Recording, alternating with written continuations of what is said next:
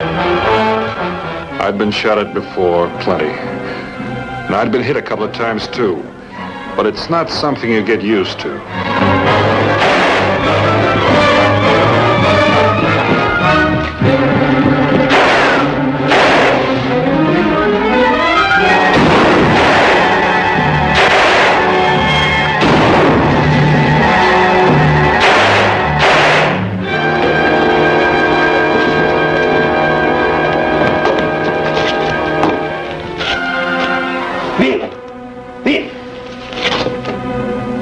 Take it easy, Vin.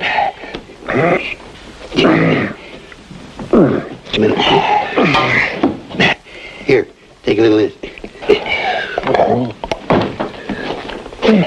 Take it easy. There we are. Here. He was lucky in a way. Just missed his gizzard and lights. Didn't break any bones either. He's lost considerable blood, but I expect he'll make that up. First bank I put my money in gets robbed. It's your bank, too. Better get him to bed now and get somebody to watch him. Where am I going to put him to bed? Over at the hotel where you live is as good a place as any. If I can't find anybody to nurse him, you'll probably have to do it yourself. Well, if it takes that to get him well, I'll do it. Well, I just hope I'm lucky enough to meet up with Jesse Drake sometime. I don't mind so much losing the $300, though it took me a year to save it. But I just don't relish getting shot twice by the same man. Don't go getting yourself upset, Vint. You know the doctor said for you to keep quiet. Don't get yourself upset. What else can I do? I'm lying in bed here with 2 holes in me. How long did he say it'd take me to heal up? He said it'd take a good 3 weeks or a month. 3 weeks or a month while I'm lying in bed and he's gallivanting around on my money. Well... Get your foot over it. How much did you lose? Oh, about $150. $150, is that all? Yeah, I had about that much in the cash drawer. I had most of the bank's money stashed under a floorboard near the old safe. What? Well, you see, I never believed much in banks before I got to be a banker. Just fine. So most of the money he got was mine. Don't worry, Vint. I'll make it up to you. Make it up to me nothing. Just tell the doctor to get me well so I can find that Jesse Drake and make it up for myself. Come in. I was told I could find Mr. Bonner here. Well, I'm Mr. Bonner, ma'am. What can I do for you? Oh, you poor boy. What happened to you? Well, I got shot. Who are you? Your Aunt Emma. Emma Bonner Bancroft. You really are my Aunt Emma, aren't you? Sure I am. Well, how's Uncle Joe? Oh, he died about 15 years ago. Then my youngest daughter got married last year. She wasn't quite 23. I thought she'd never get married. Married a railroad man. I got my tickets half rate. Couldn't. Well, Aunt Emma, this is Ethan Greenfield. He's a friend of mine. Pleased to know you, sir. And then you know what happened, Vint? I just remembered about you. Here you were, all alone in the world, with nobody to take care of you. So I thought, I'll just go take care of him myself. And it looks to me I was none too soon, because here you are, flat on your back, with no more sense than to let yourself get shot. Look, Aunt Emma, I didn't let myself get shot. You see, the Drake brothers tried to rob Ethan's bank here. You mean to tell me my nephew got shot protecting your bank? And what were you doing? Miss Bancroft, it wasn't no fault of mine. Well, you see, these Drake brothers... He's right, Aunt Emma. You see, if it hadn't have been for him coming up with a double-barreled shotgun, I'd be in worse shape than I am now. Yeah, well, Vince, it looks like I can leave you in good hands now and get back to mine in the bank. And, oh, by the way, Miss Bancroft, where are you going to live? Well, now, I just didn't plan that far. Well, now, I have a nice little house out here in the edge of town I took in on a trade last month. I'd be glad for you and Vint to use it until he gets better. Well, that's mighty nice of you, Mr. Greenfield. Don't you think so, nephew? Well, yes, ma'am, I guess so. Yeah, well, that's fine. Well, I'll be saying goodbye. Goodbye, Miss Bancroft. Goodbye, Mr. Greenfield. Well, now, isn't that nice? I've got me someone to take care of. We've got a place to live, and everything's going to be fine. Just fine.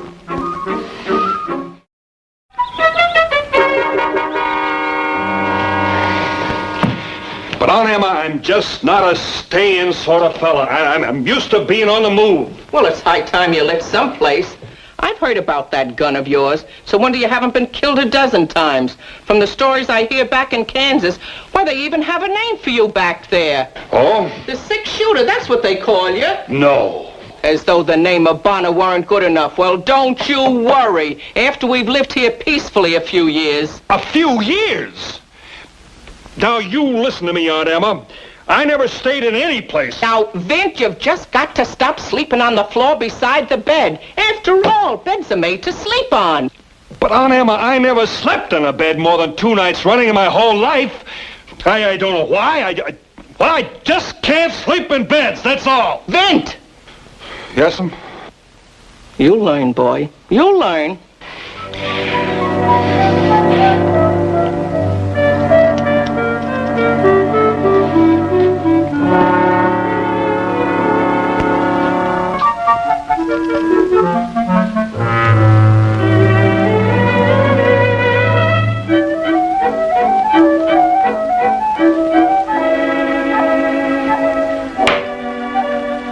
Now, nephew, why don't you put that gun away?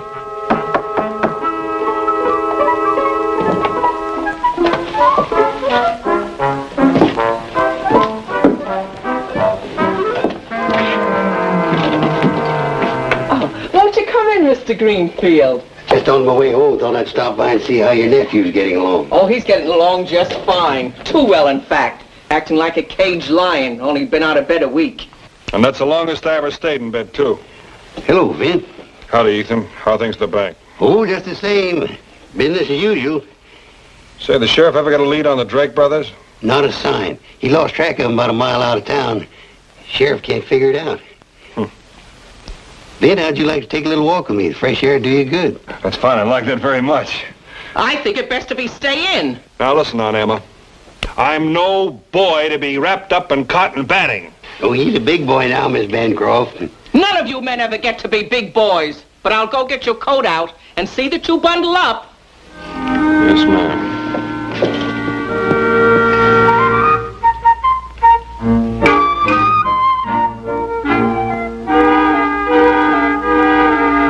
Even the best of them's like a ball and chain. Now here you are after being took care of only 2 weeks and mired down like a hog in quicksand. Now I'm not saying she wasn't helpful at first. But with a man, there's a limit to being took care of. I got a feeling about women that if you ain't sick enough to be took care of, they'll make you sick enough. Oh, I don't know. Aunt Emma isn't so bad. She means well, and she's a darn good cook. And Vince, you know I'm speaking the truth. I still say she means well. Say, Ethan, did you put that money back in the safe? Oh, well, I've been kind of putting it off. Since it was only robbed 2 weeks ago, I didn't think there's any hurry. Ethan, you're a responsible banker, and a responsible banker doesn't leave money under the floor of the bank. Now, why don't you do something about it right now? Oh, come on. Well, all right, come on inside.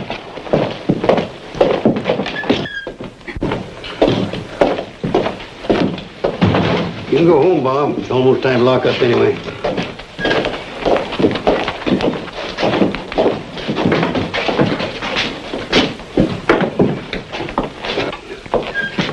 Where is it? Stand on it. Huh? Stand on it. Probably just safe here as it would be in that old tin can. So that's where the old goat put the money.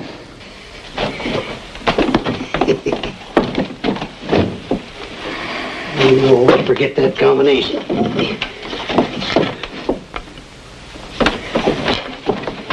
His left 3, right 42.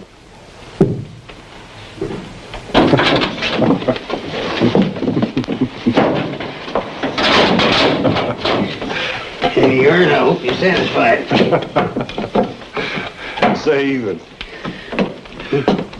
what did you do before you became a banker? Oh, well, when I was in the Army, I was in charge of what they call the Sanitation facilities.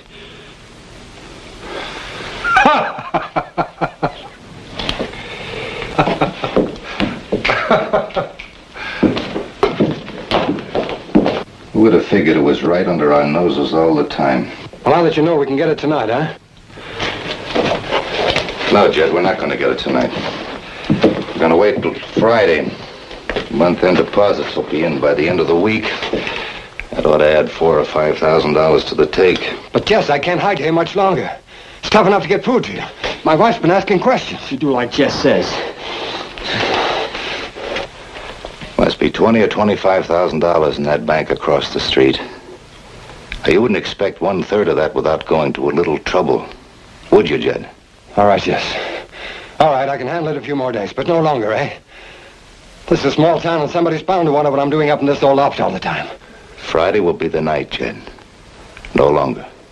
That'll be fine, Jess. Just fine. Well, I better go.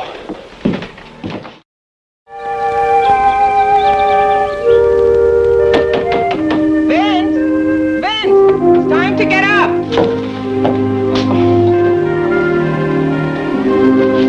Vince, get up off that floor! Well, what is it?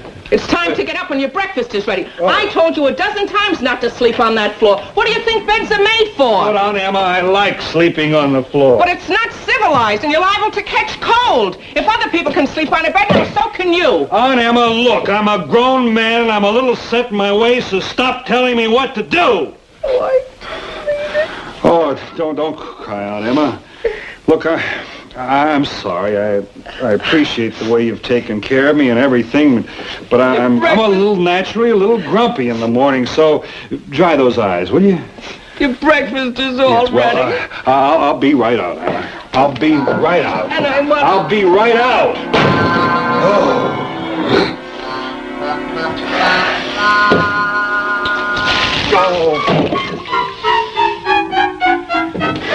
How does your shoulder feel, Vint? It feels pretty good. Doctor says it's getting better. He says the more I use it, the better it'll be. Well, then maybe you wouldn't mind doing me a little favor. Of course. You know, the grates in the stove have been slipping down. I thought you might like to fix them for me. I'll be glad to. And then those shingles on the roof, they need fixing, too. And now when I come to think of it, the outside of this house needs a coat of paint or whitewash. And Aunt Emma, now listen that the to me. winter's over. You sound like we're going to spend the rest of our life here or something. Oh, now, Vint, you know how women are. They like to see things neat. Well, I'm going down to town. Maybe a little later you could make a new gate for the fence. Well, I'll talk to you about it later. Later, Aunt Emma.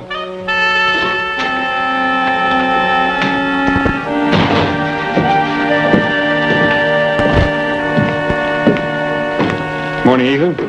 Morning. Don't tell me you're eating cold beans for breakfast. They're good and nourishing. Besides that, they're cheap. Well, all I can say is it's nothing like I had for breakfast.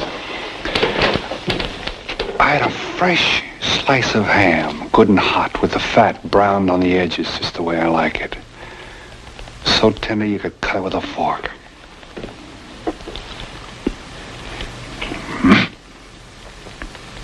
And 3 eggs, basted, flaky around the edges, and corn sticks, hot, fresh out of the oven. And honey and butter. What else? Oh, some donuts rolled in heavy sugar. Of course, she made those yesterday afternoon. She usually makes them fresh for me every morning for breakfast. And Aunt Emma's hot coffee.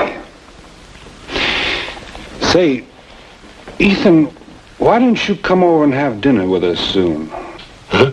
Well, I'm sure Aunt Emma would like to fix dinner for both of us. Oh, I couldn't do this. She said something about, tonight, for instance, she said something about rare roast beef and deep dish hot apple pie. What time? Well, let's say about 5 o'clock for supper. You come early. Finish your breakfast.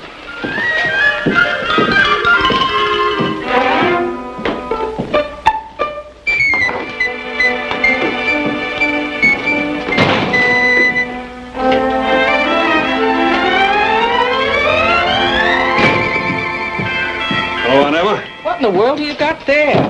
Well, I thought it might help out if I'd pick up a few things for dinner. We got everything we need. Well, tell the truth, I went by to see Ethan. And I got to thinking about how he saved my life and how I just never would be able to repay him. Nasty old bachelor. Oh, but Aunt Emma, he's not that way at all. Not at all. It's just that nobody ever took the trouble to understand him. Just think of it. An old soldier, having held high position in the army, turned loose after the war to make his way all over again, even though he wasn't young, uncared for, unloved.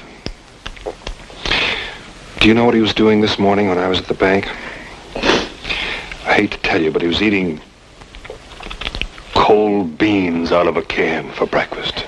Well, that was kind of foolish. He could have had some breakfast at the hotel. But Aunt Emma, he's a responsible banker. He has the interest of his depositors at heart. There he was, with a ledger in one hand and a cold can of beans in the other. That's why I thought I might repay him somewhat by asking him over to dinner tonight. Aunt Emma, I didn't mean to make you cry. You never could get used to onions.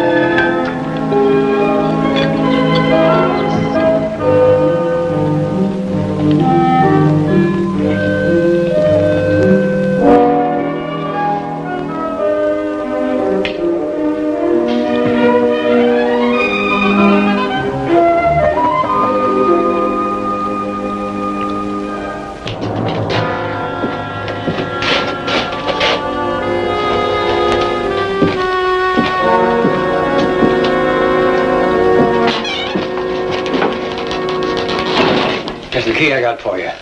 It fits the bank door. You don't think anything will go wrong, do you? Nothing will go wrong now, Jed. You put the horses where we told you to? Yeah, they're right out behind the bank. Well, I guess we better get started. I'll be waiting for you up at the fork for my share. Why don't we give him his share now, Link?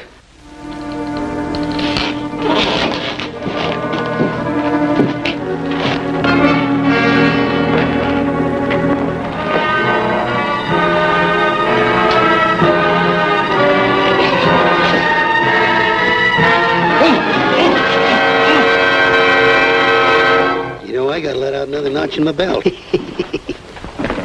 Fine cook, isn't she? Yeah. Ethan, I've been wanting to talk to you. Go right ahead, Vin. Go right ahead. Well, you see, Aunt Emma's my next of kin, and she's my responsibility. Mm-hmm. What I'm getting at is, what are your intentions? What? Your intentions toward Aunt Emma. Oh, see what you're driving at. You got nothing to worry about, Vince. I haven't? Oh, I'm really fond of Aunt Emma, and not just her cooking, too. Under other circumstances, I might even ask her to marry me. You might? Well, Ethan, what are the circumstances? Vince, you're a friend of mine. Maybe my best friend. I'd be the last man in the world to cause you any misery. But now that you found a nice home for yourself, I just couldn't break it up. No, Ethan, don't be hasty. Don't think about... Take my word for it. You can live with your Aunt Emma as long as you like. I'll come over for dinner once in a while, but I'll never interfere. But, Ethan, I want you to interfere. Huh? Well, I'll level with you. I'm itching to get back on the trail. But I just can't go away and leave Aunt Emma all alone here. Now, Vint, I always knew you were considered sort of a fella, and this just goes to prove it, offering to give up all this. Why, no man but a fool would walk away from Aunt Emma's cooking, and you're no fool. Now, Ethan, you're gonna marry Aunt Emma. Well, it's not in there. But you saw him put it there, Jess. You sure it's not in the floorboard?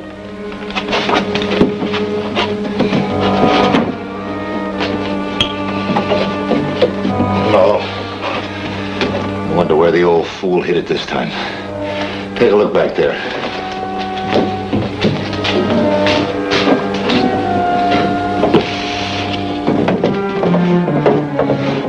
Vince, I'm sorry, but I just couldn't let you make the sacrifice.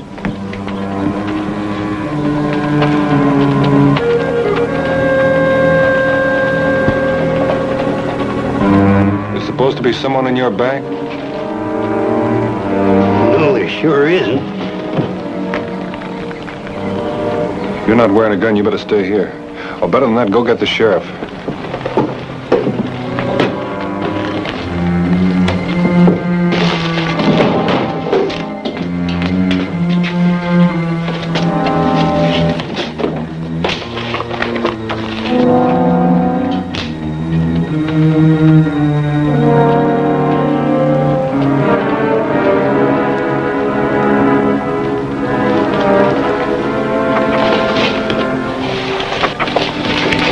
Get down.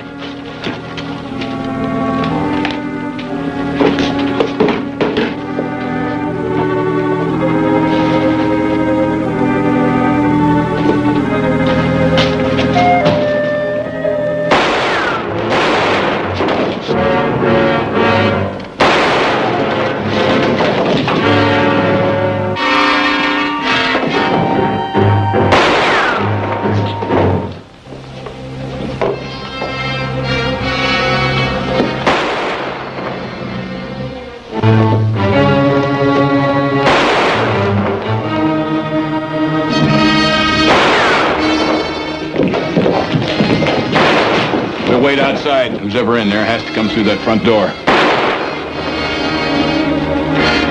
You can wait out here, but Vince in there. Ethan!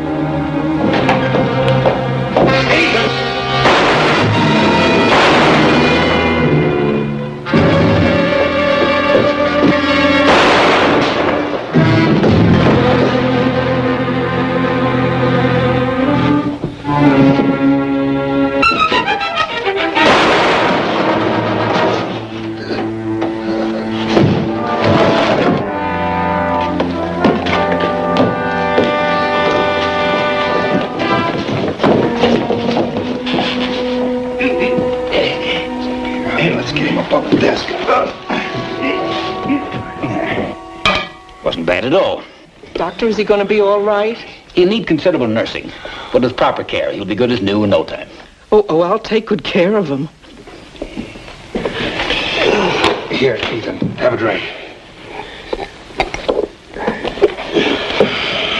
You know, if Aunt Emma here is going to take care of you, you won't need me around anymore.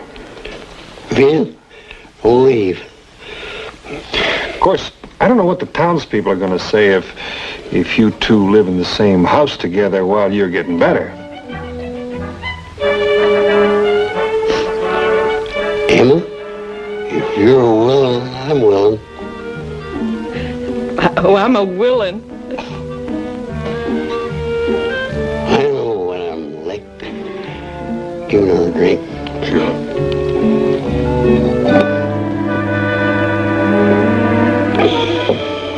Say, Ethan, where did you put the money this time? It's in the shoebox on top of my desk. Never believed in banks anyway.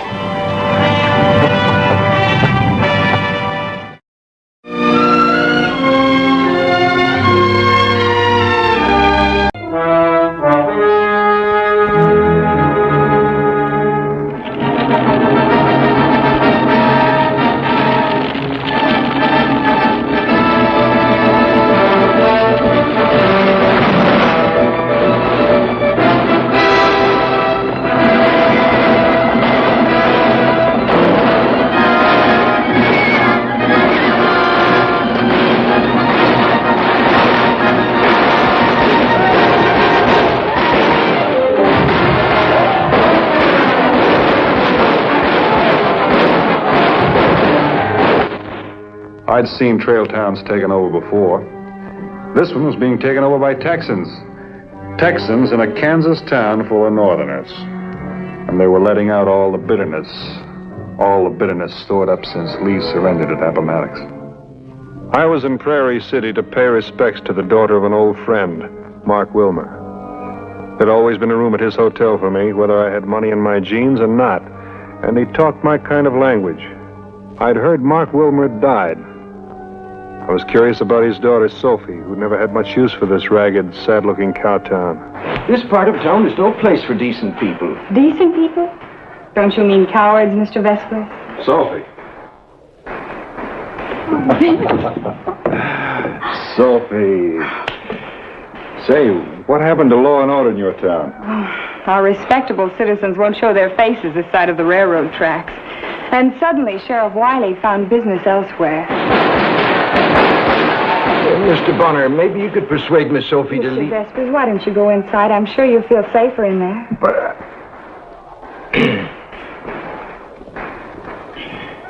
I was sorry to hear about your father, Sophie. He thought a lot of you. I'm glad you came by. I might never have seen you again. I see by the sign you're planning to leave town. Can you blame me? My father helped settle this town. He planted all of his dreams in its future. You can see what's happened to it. So I'm leaving it to the scorpions and centipedes to take over after outfits like Colonel Bromley's are through with it. That Colonel Bromley? Well, there was nothing wrong with your father's dreams, Sophie. Towns like this that can stay through times like this have a big future. You sound like my father. I take that as a compliment. Oh, Vint, do you realize that except for 2 years in St. Louis, I've never set foot out of Prairie City? I saw what it did to my mother. The wind and dust and the whole ugliness of it. I don't want to dry up like a piece of leather. I want softness and gentleness in my life.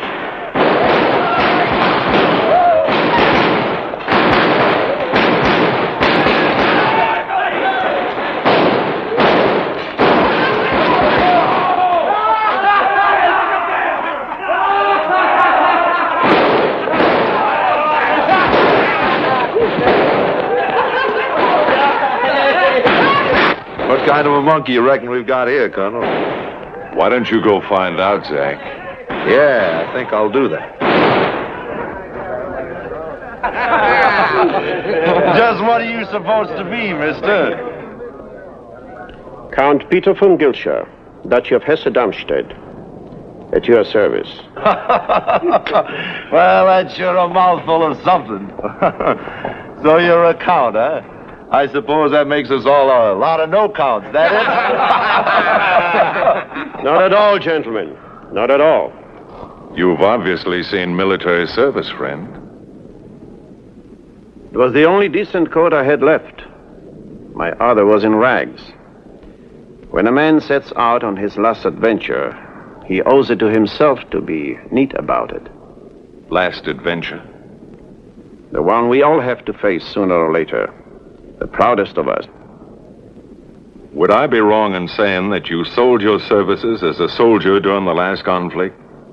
The North, as well as the Confederacy, bought the services of European trash like you. Which side paid you off? Vince, suppose he... Yeah. It'd be pretty hard to decide what to do about it. Well? Shucks, ain't no question about which side he did his fighting for. That's why he ain't saying. Let the man talk here. I did not fight for money, gentlemen. I tried to be of some use to a cause and a man. I presume that you're not referring to the Confederacy and Jefferson Davis. I am referring to Mr. Lincoln, who spoke of the birthright of freedom and the abomination of slavery. I am an incurable romantic. I can't help myself. The North had no cause. They fabricated one to justify invasion. And the man you talk about was a tyrant and a fool. Dirty, meddling foreigner. That's the ticket way, go drag him. Give him a taste of Yankee dirt. You gonna let this happen? Now, he was talking about a last adventure. Why not here now? However, I don't think it'll be fatal. Drag him! Don't any of you move!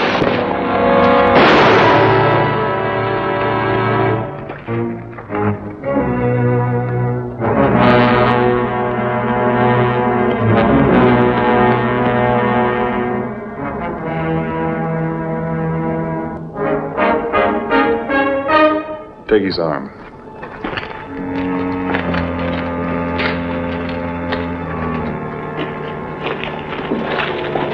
Just who are you, sir? I doubt if it makes any difference, but my name is Bonner, Vince Bonner. And what makes you think this is any of your business? I don't think you'd understand. My boys were just having a little fun. I wouldn't have let anything happen to them. They find it as distasteful as I do, the thought of this outlander spilling Southern blood. You're stuck with the wrong idea, Colonel. The rebellion is over. You're a man of tremendous pride, sir.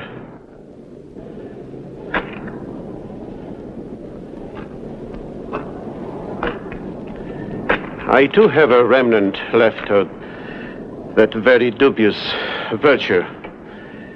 And I should like a satisfaction for your, let's say, very ungracious welcome.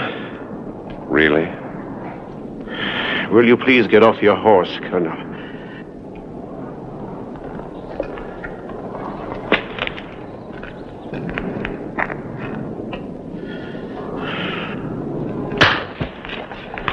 Don't turn this into something crude. Count von Gilser wishes to make this an affair of honor. As a gentleman completely sensitive to your outraged feelings, I accept. I shall see that the necessary arrangements are made.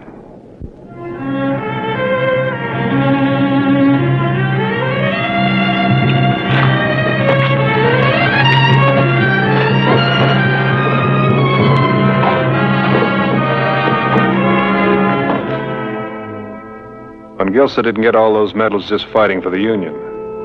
A couple were from Emperor Maximilian in Mexico. Another from Garibaldi in Italy. And a real elegant one from the Republic of Costa Rica.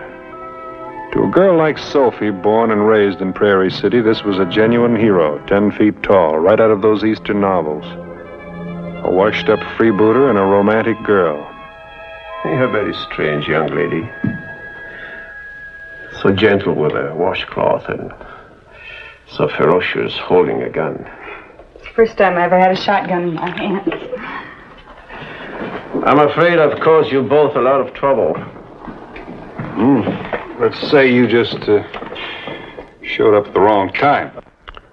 Perhaps the time and the place were meant to be. I don't know what you mean. I believe that the Colonel and I are very much alike. How's that? Well, he saw his way of life die right in front of his eyes. In Europe, that happened to me also. There is an intriguing rightness that the two of us should face each other like this. It sounds kind of foolish to me. Whether I die or live, it's of monumental unimportance. Indeed, there is a theatrical quality about the whole thing that appeals to me. Come in. One of Colonel Brumley's men wants...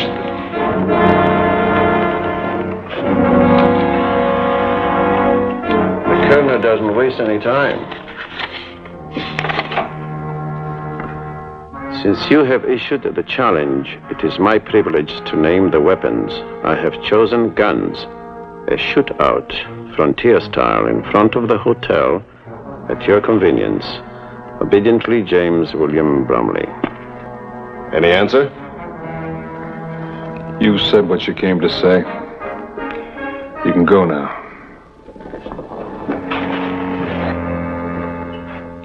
I'd like to take you on sometime, mister. Any style. You mustn't do this. Promise me you won't. Your concern touches me deeply, Fraulein. You stay where you are. Let me have this. But...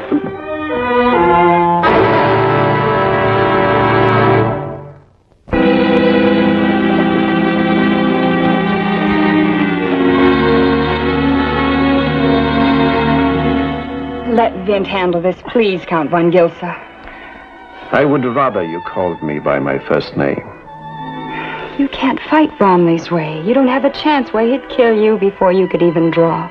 And I would be very honored to call you Sophie. Oh, stop it. I just can't believe you care so little for your life.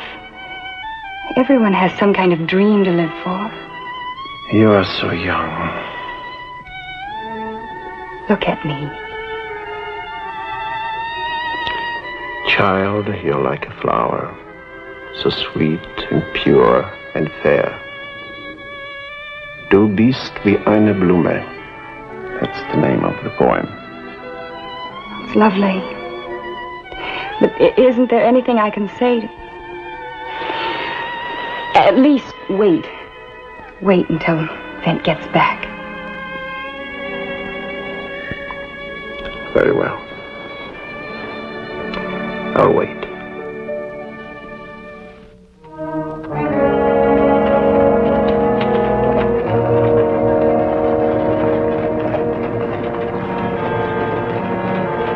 Take your good, gentle time here.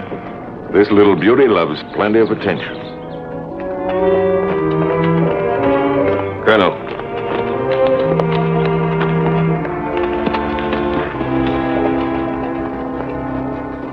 You serious about this? I'm completely lacking in a sense of humor. But it would be just the same as shooting a man in the back. Man shouldn't carry a gun if he doesn't know how to use it. You carry a gun. How would you like to change things around a bit? You accept this and consider the signature mine. I found out a few things about you, Mr. Bonner. No thanks. If I took you up, it would be like you shooting me in the back. All right, then. Let him ride out of town just as peaceable as he rode in. I'm afraid you misunderstand me. True, I'm not a gunman, but I make sure I have the best talent in Texas. If I merely wanted to have a man killed. But with Von Gilse, it's something very deep and personal. Something I must do. Be careful of her mane. She's very touchy. That the way you want to leave it? Count von Gilse took his chances when he joined the Northern Army, didn't he? Well, now he can take his chances here against me. That clear? That's clear. Mr. Bonner. It's now 5:30. I'm giving you until 6 o'clock to get out of town. If you choose to prolong your visit for some foolish reason or other, you can argue the point with Mr. Clegg here in the saloon of the Wilmer House. You lose, but you can argue.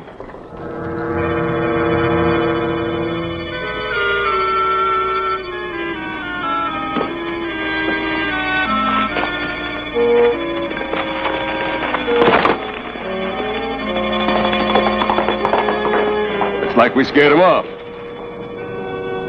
You're a rotten judge of men, Clegg.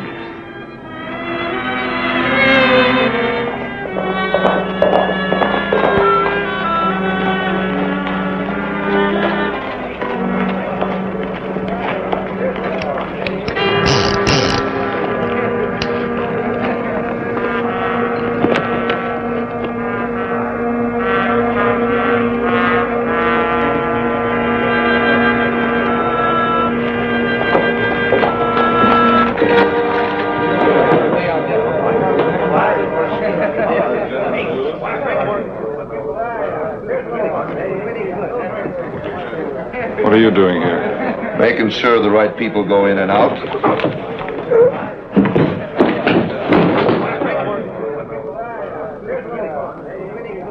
I'm sure glad you're back, Mr. Bonner. With 3 saloons in town, Colonel Bromley's outfit suddenly decided to favor us with their patronage.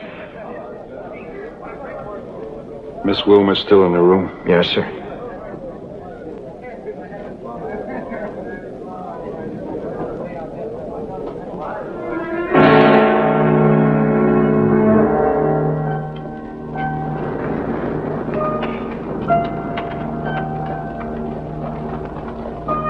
You hold still. I'm concerned about Vint. Oh, you needn't be. Aren't you through playing nurse, young lady? Peter, you know, some people can be wrong about things without even knowing it. Like I was. You? Yes. Only a few hours ago, I hated this town. And now I can see how it could be the only place in the world I'd want to live. And what is the great secret that has performed this miracle? Falling in love.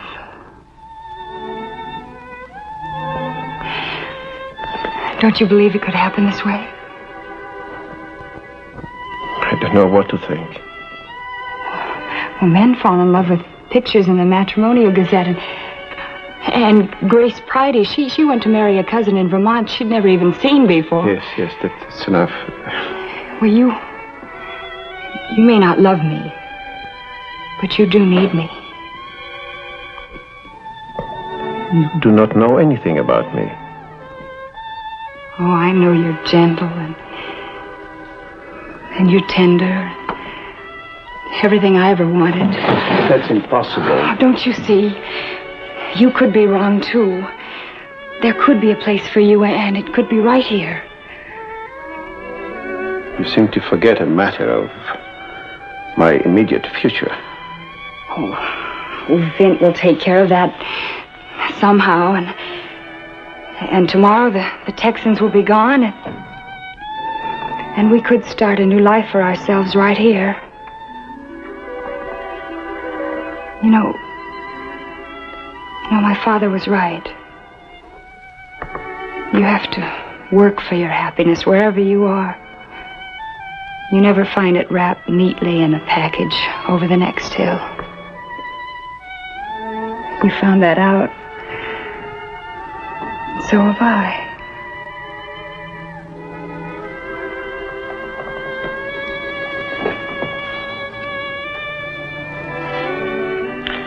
Your father was a very wise man. And he had a lovely daughter. My Liebchen.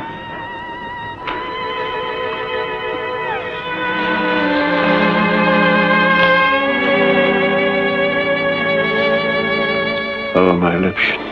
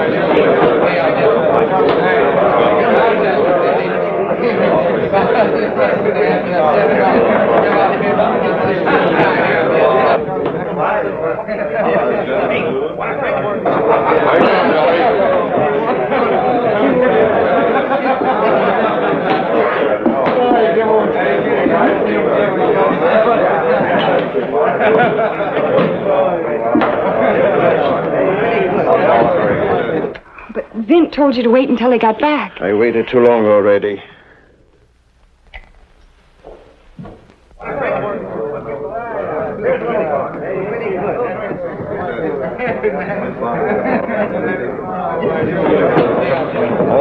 I didn't understand.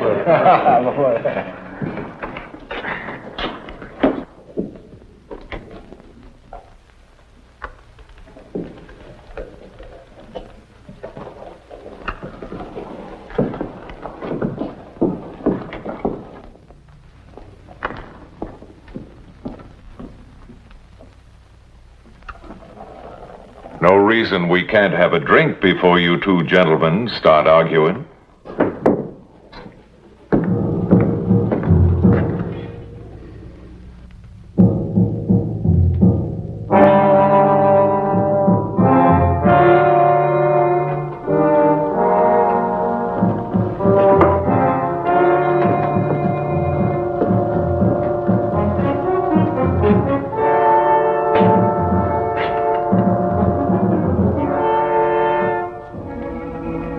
It's after 6, Clay.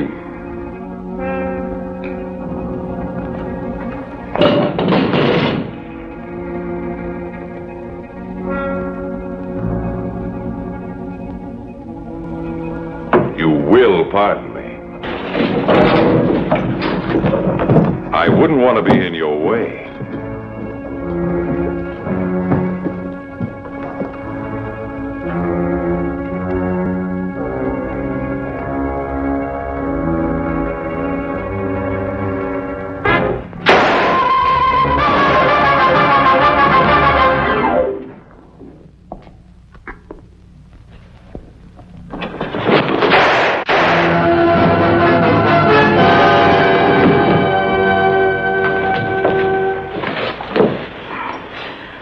It's his shoulder. You can put your gun away, Mr. Bonner. Took a lot of courage for you to come into this saloon tonight.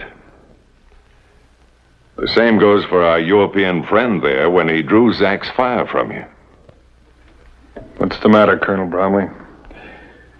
You getting religion? No. Just a regrettable flaw in my character. I admire courage in a man. Any man.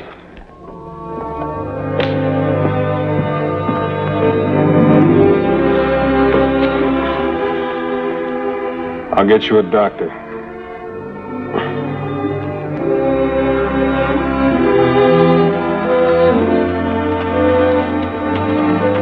You know, a man is a strange kind of animal.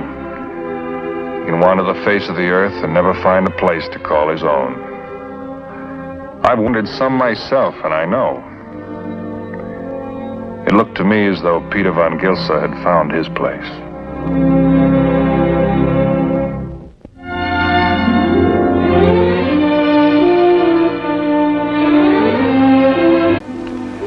It had been quite a spell since I'd been in town.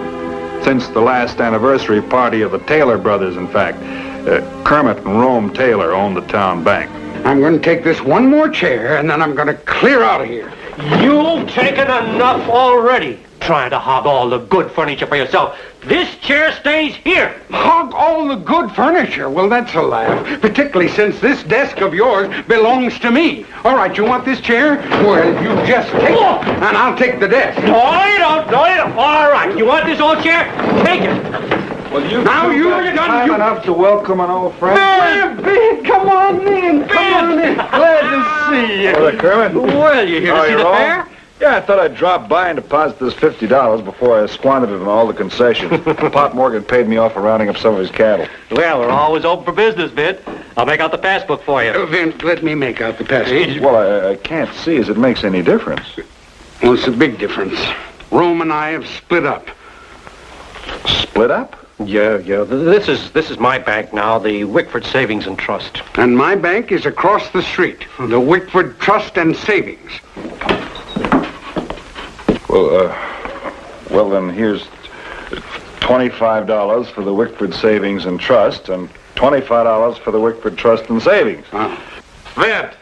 Well, hi there, Sheriff. When did you get to town? I just got in. But I sure was surprised to hear that Rome and Kermit here had split up. Yeah, if you want to know who started the whole mess, the answer is 2 words. Thelma Taylor. You leave my wife's name out of this. I suppose your wife, Bessie, is Lily White. She is the troublemaker, Vint. Look, Vint, let's go over to my funeral parlor. We can talk there, where it's nice and peaceful. All right, I'll be by later for my past books.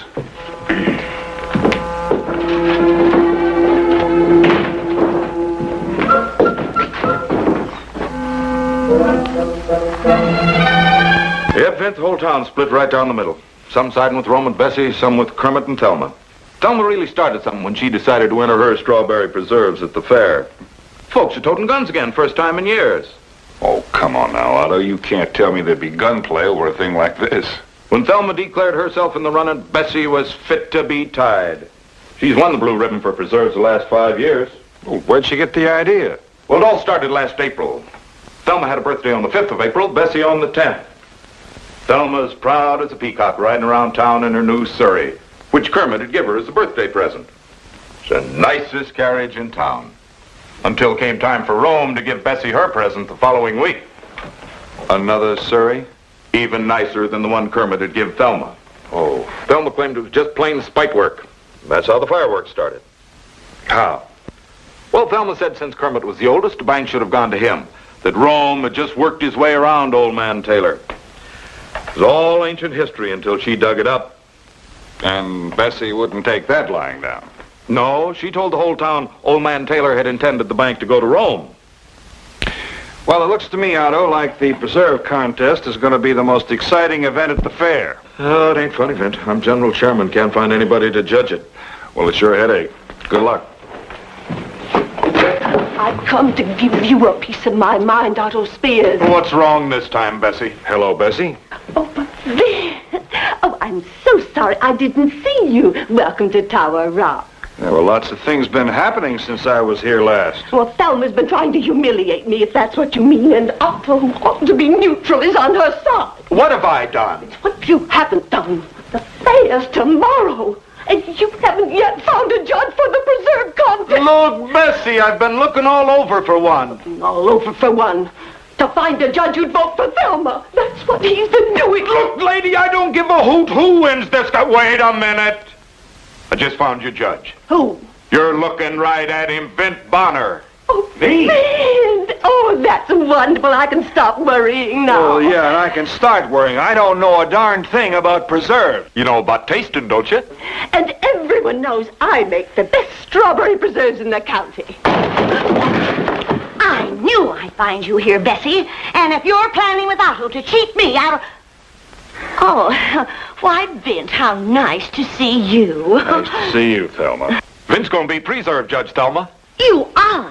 Oh, why, that's wonderful, because you're the one man that Bessie can't fool. And it's high time that somebody else won the prize. I've won the prize year after year because I deserve it. Ladies, I don't want to be judge. Oh, Vint, you're my friend. I wouldn't trust any other judge. Oh, now you're seeing Bessie in her true light, trying to pull the wool over your eyes. As if I didn't trust you, Vint. Why don't you gals stop ragging each other now? Get going. I'll go when Thelma does.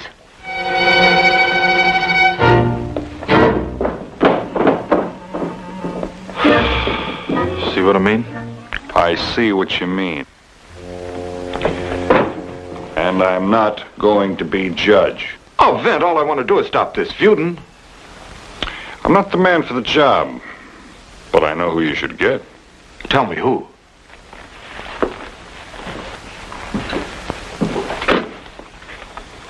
A fellow by the name of King Solomon.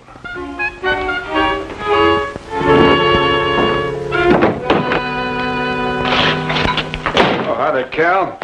Give me a cup of coffee, got some. Hi, Bonner. Have you seen Harry Turner? Nope. Been hiding out on me all day, but that ain't gonna get him anything.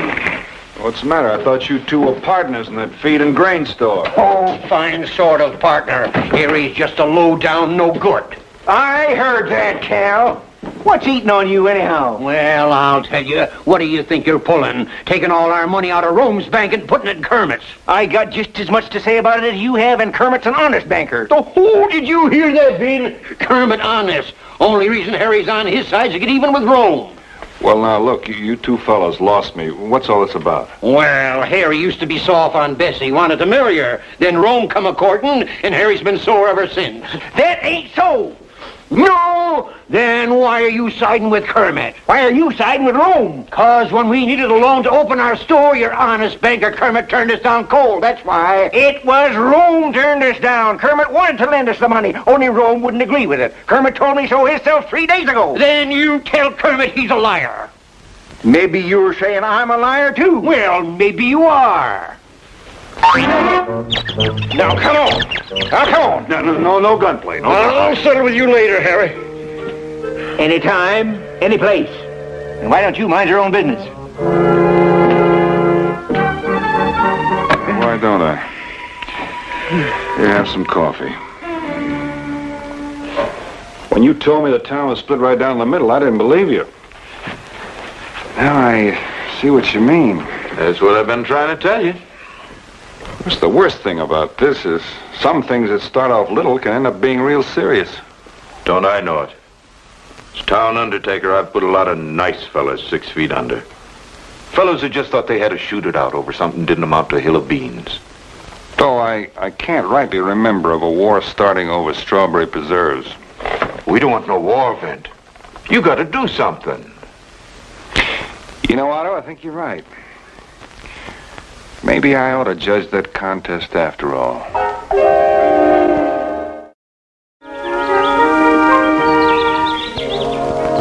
Well, today's the day, and you're going to be the prettiest gal at the fair. Prettier than Bessie? Oh, that's easy. No contest. Well, I wish I was that sure of winning the real contest. Oh, now, Thelma, you're going to win that hands down. If Vint Bonner isn't taken in by that Bessie, she's so sugar sweet to him, it's sick. Oh, now, Vint Bonner's not so easily taken in. No, don't be so sure. You know, that Bessie's a sly little minx. There's nothing too low for her to try. Well, what do you think she might do? I don't know. But I'll bet she's had Rome up all night planning how to win Vint over on her side. Oh, Rome sure is putty in that gal's hands. Honey, would you do me a favor? Sure. Why don't you go and see Vint? Oh, Thelma, I don't think Oh, please now. And try to make him see how that Bessie schemes every year to win the prize. But Oh, honey. All right, baby.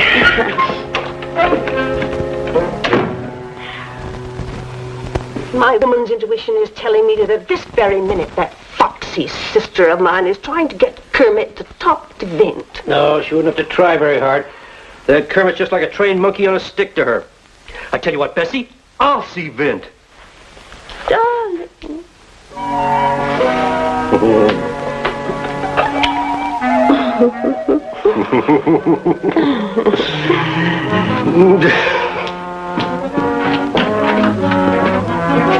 Oh, Vint.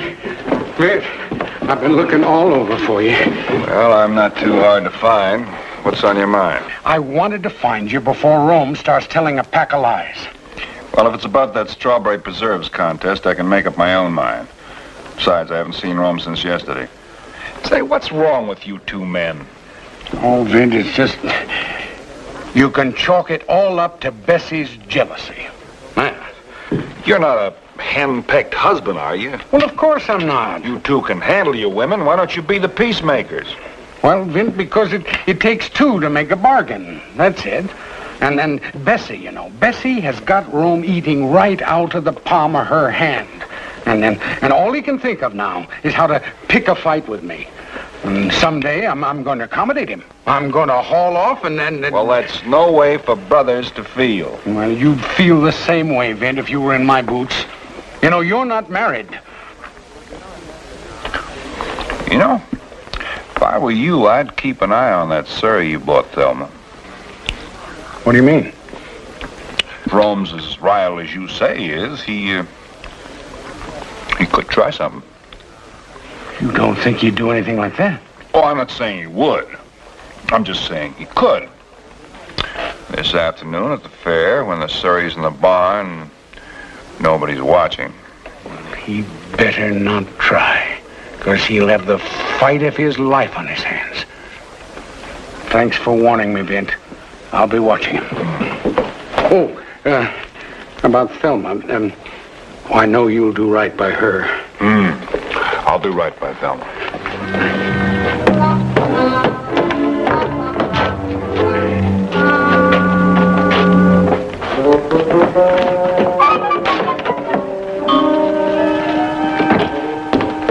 Vint, whatever my brother Kermit was just trying to put over on you now, don't you believe it. All he's angry for is to see Thelma win the blue ribbon. And you want to see Bessie win the blue ribbon? Well, she deserves it. Anyway, it was a cheap trick of Thelma to try to horn in this way. Well, keep your head. Everything will turn out all right. Oh, I can keep my head, but what about Kermit? He's a dangerous man. Him? I wouldn't put anything past him. Well, if he's such a dangerous man, you better keep your eye peeled. Just how far do you think he'd go? Oh, he'd stop at nothing. Might even be low down enough to mess up that pretty surrey you bought Bessie, Oh, gosh, you don't think he really... Even he wouldn't be that low down. Well, you don't know, Kermit. Anyway, I'm glad the surrey's over at Hank's livery stable. There are too many fellas around there for Kermit to take a chance. Yeah, it's true. Of course, this afternoon when the fair's on, there won't be anybody around the livery stable. Oh, yeah. Yeah. That might be when he tries something. But believe me, Vint, he won't get away with it.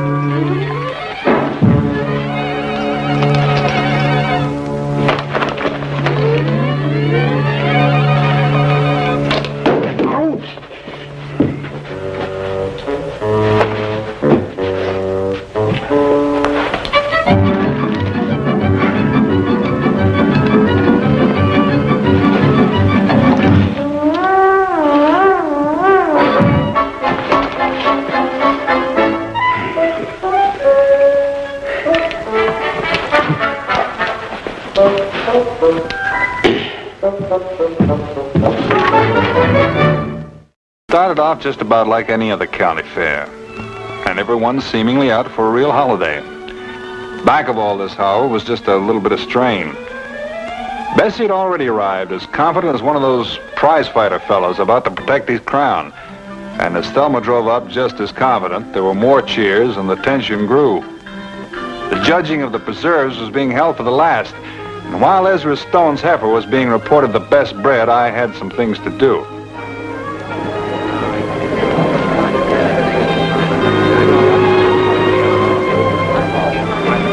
Kermit.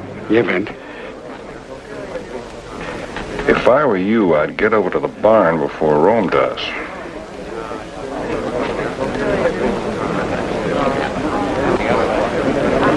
Did you hear something? Well, I wouldn't say that. It's just that, well, this is a little advice. Thanks for the tip, Vint.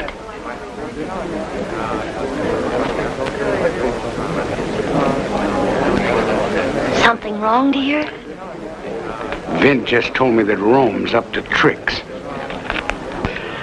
I'm gonna have to take care of him. Don't let anything happen to you, please. Promise me. Nothing's gonna happen to me. I know what's gonna happen to Rome.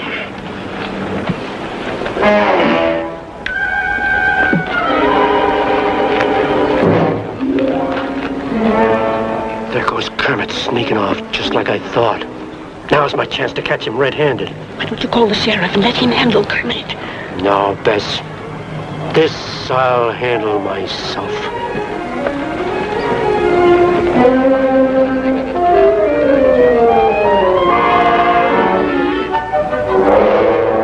Ladies and gentlemen, last we come to the blue ribbon for the best strawberry preserves, to be presented by Vint Bonner. All right, Vint, come on up.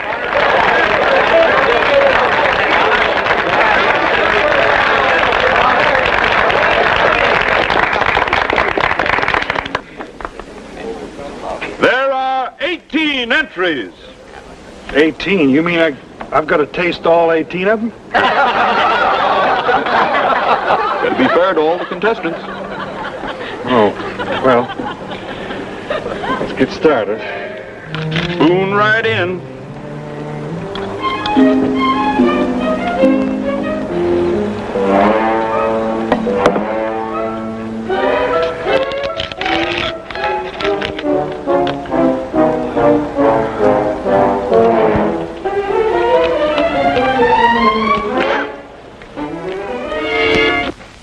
Don't go into that barn. Who do you think you're talking to? I'm talking to you, you lily-livered coward. You got nerve enough to step inside.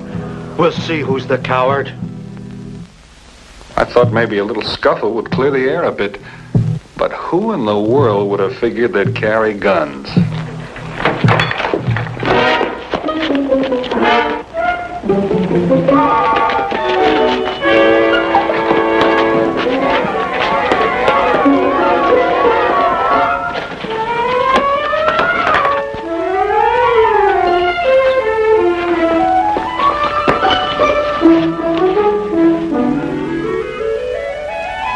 So I caught you red-handed, didn't I?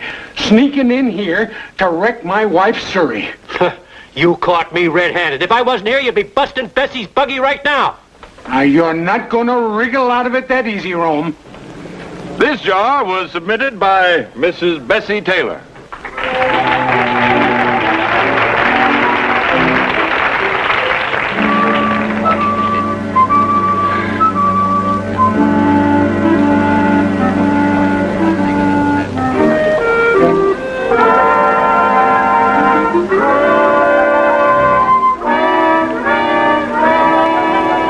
And this jar was submitted by Mrs. Thelma Taylor.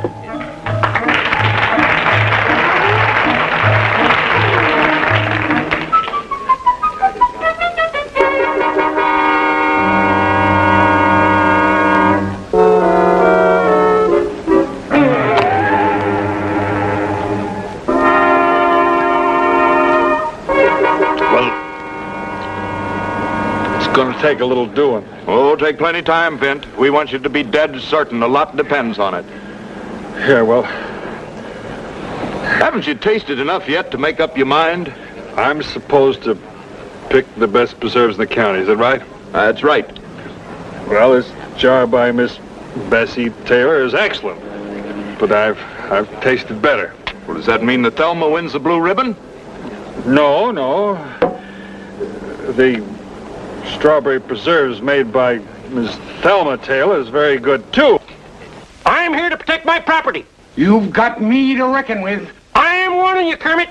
And I warn you.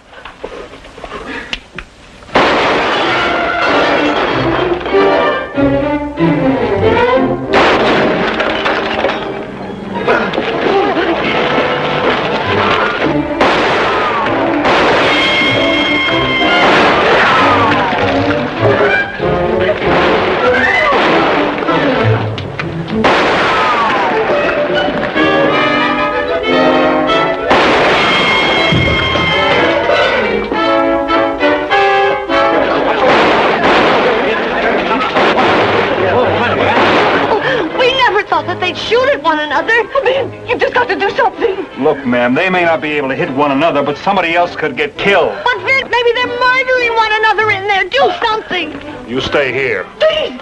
All right. All right, Miss Taylor.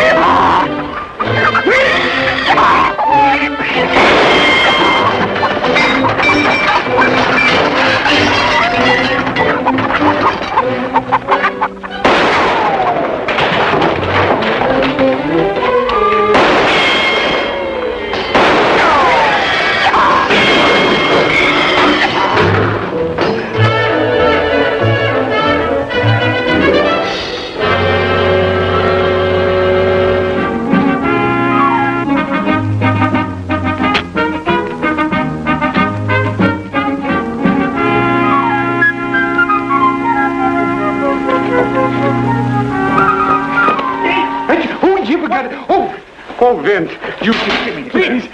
What do you two think you're doing? Well, he were started. doing- I was hiding, and he... Bessie! Thelma! Oh, no, listen, you have to do bring that, this... Vince. Please! Look!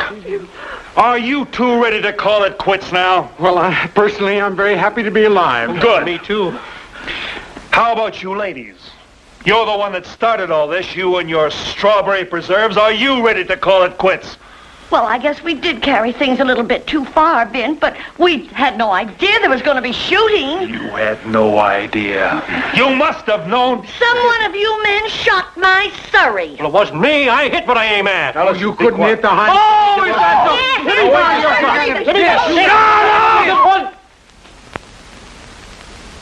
All right, you four just stay here in this barn till you're ready to act like human beings. Strawberries.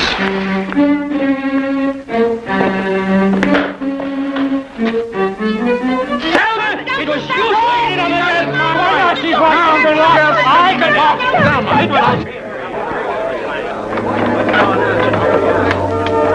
Like most people, I sometimes take stock of myself and decide to improve my faults. But there's one I never make much headway with. I just can't seem to mind my own gosh darn business. Now here's something else. The way this gun is balanced, my company guarantees 67% accuracy shooting from the hip. Now watch this. There, see that? Specially designed for gunfighters. Weighted stock. No matter how you twirl it, it winds up in firing position. Well, that's right pretty, Mr. Fraser, sir. George W. Fraser. Western representative of the S&F Smith Company of Hartford, Connecticut. Welcome to fire it if you want, Mr. Bonner. Much obliged. I don't think I could match you in that fancy twirling, but, let's take an ear off that cactus there.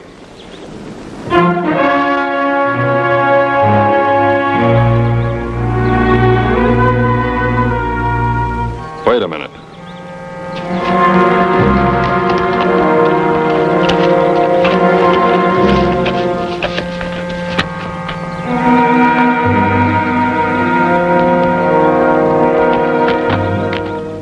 Here. He's dead, isn't he? Yeah, he's all dead. You know him, Mr. Fraser? No, I don't. What are you doing? I'm trying to find out who he is. I don't much relish going through a dead man's pockets, but, what the devil? What's that? Your guess is as good as mine, but it looks like the torn half of a flag to me. P-H-O. P-H-O? What does that mean? I don't know. But we better take him into Twin Rivers with us and talk to Sheriff Townwell. Take him with us? A cadaver? Of course. For all you know, he might have been shot with one of those fancy 6-guns of yours. Grab his feet. Where'd you come on him? Oh, about 3 hours east of here, just beyond O'Hara's Dip. Well, strictly speaking, I don't branch out that far. According to our government survey... Afternoon, Mayor Wheeler. This is Vint Bonner, an old friend of mine. He just got in town. Vint Bonner. I'm very happy to know you, sir. Glad to know you, Mayor. You're a man whose reputation is well known in Twin Rivers. How do you do, sir? Oh, this is Mr. Fraser. George W. Fraser, sir, representing the S&F Smith Company of Hartford, Connecticut, manufacturers of the Super Smith 45 revolver. You're a gun salesman, Mr. Fraser. It's very interesting. You see, I'm a gun collector myself. When you've completed your business in town, why not stop by my house and have a look at my collection?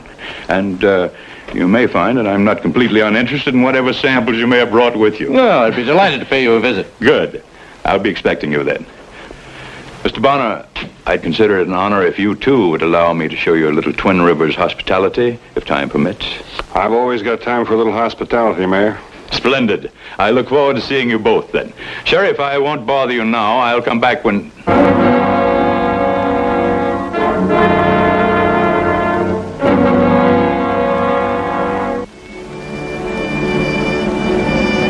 Well, what is this? Matter of fact, it's the main reason I'm here. That and the dead man I found lying on top of it. dead man? Someone from Twin Rivers? Nobody I ever saw before. I never saw that before, neither. Does it mean anything to you, sir? Well, I should say, gentlemen, it's merely a guess, you understand. It's a fragment of the Beauregard flag.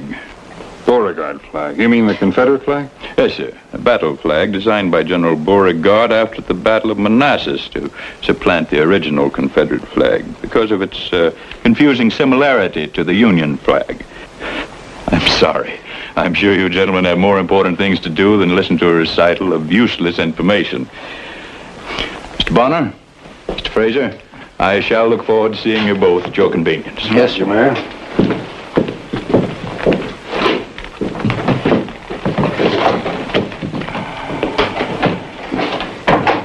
Beauregard flag.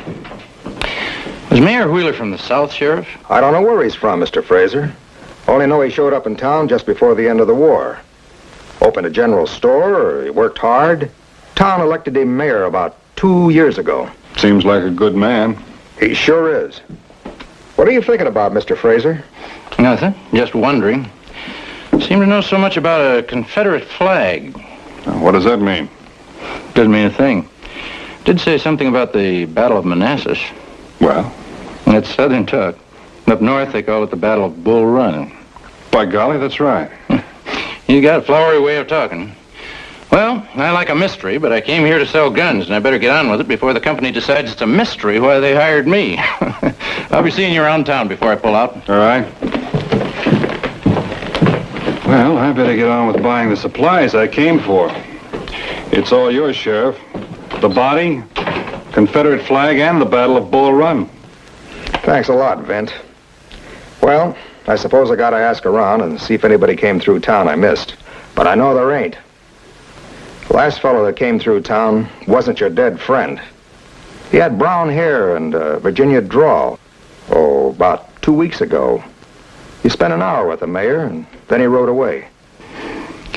Confederate flags, Virginia drawls. Say, Sheriff, may I keep this? Sure, Vint. I thought the war was over. Well, since the mayor isn't home, Mrs. Wheeler, I'll come back some other time. Why, certainly not, Mr. Bonner. He's only stepped out for a few minutes. Come on over and sit down and have a cup of tea till he gets back. Thank you, ma'am. You don't think I'd let you get out of here that fast, do you? It's so seldom we have any visitors. Why, you're our first in, about a month and a half, I'd say. You said a month and a half? A month and a half? You said a month and a half since your last visitor. Well, I think so. John McMichaels from Blade. He just stopped by on his way through town. Is this McMichaels from Virginia? Virginia? Oh, no, I should say not. Blade's up north of here, almost up to Casper. Then he's not a Southerner. Why, John was born right here in Twin Rivers. His folks moved away when he was just a little boy. This is the first time he's been by since then. A month and a half, and not 2 weeks ago. Mr. Bonner, I'm afraid I don't understand what you're asking me. I heard that a man came through here about 2 weeks ago. Mr. Bonner. I'm sorry I wasn't here to welcome you, sir. Hello, Mr. Mayor. I was just in the neighborhood. I thought I'd drop by. I'm glad you did. I couldn't be happier. Florence, I'd bet Mr. Bonner's a man who'd appreciate a good glass of hard cider. Oh, I just offered him a cup of tea. Tea? Plenty of time for tea. Do you have a palate for cider, Mr. Bonner? Well, I never turned on a glass yet. You've answered me, sir. Come this way. Oh, Sam, you're not taking Mr. Bonner to the cellar. And that's where the cider is, my dear. Come along, Mr. Bonner. Right with you, Mayor. Excuse me, ma'am.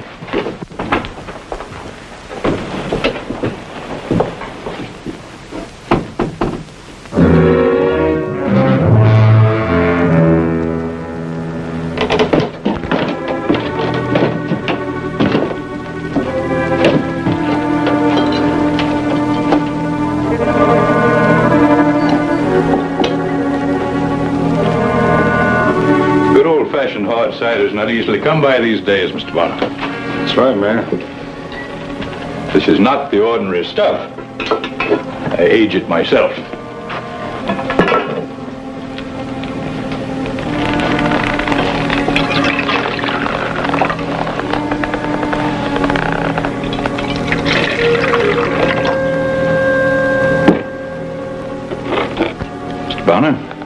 Thank you. A very good health, sir. And yours, sir.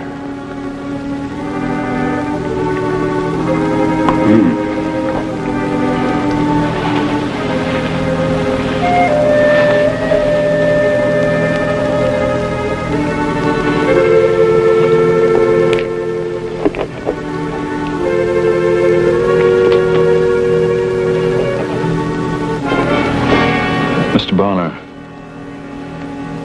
I'm most desperately in need of help. I thought you knew more about the flag than you let on. The flag. Do you have it with you?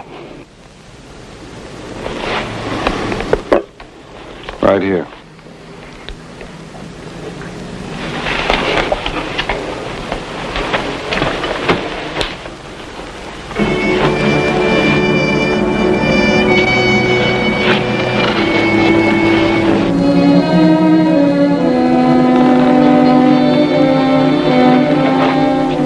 May I, sir?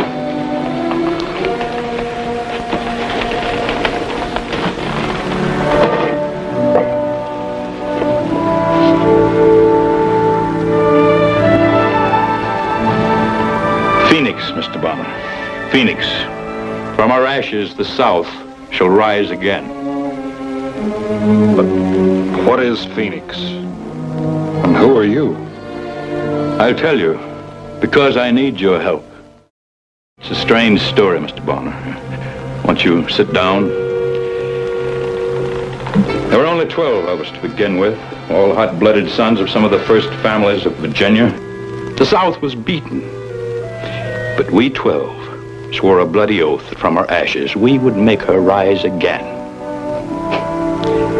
Phoenix. We'd collected a large sum of gold. I won't tell you how we collected it. Some of the ways weren't pretty. But we were patriots, and we felt the cause justified the methods. This was our plan. One of our number would take this hoard of gold and ride to the northwest, find himself a town, assume a new identity, and settle there, as long as it took for federal surveillance to be abandoned. Then this gold would be taken from its hiding place and used to raise a new army. You mean start the war again? It's incredible, isn't it? Yes, it is. What about this flag? 6 of the Beauregard pennants were torn in half. Each of us received a fragment. The man that was chosen to safeguard the gold was told to wait until someone came to him with one of these. Then he would know it was time. Then you have the gold. Yes. 2 weeks ago, a stranger came to me, bringing one of these. That would be the man with the Virginia accent. He was seen coming to you. Yes, he was the first messenger. And I sent him away. Years change a man, Mr. Bonner. I was young then, hot with the fire of defeat. I carried the pride of Virginia on my shoulders. But I'm older now. My temper's cooled. I have a wife, a child. I'm liked and respected here. This is all past. You said the first messenger. Yes. The second came 2 nights ago. I knew he would. You see, Phoenix allowed for the possibility that some of us may change our minds. The first came simply with news, and I sent him away. The second came with threats. What happened? I killed him. His was the body you found. Where's the gold now? It's here.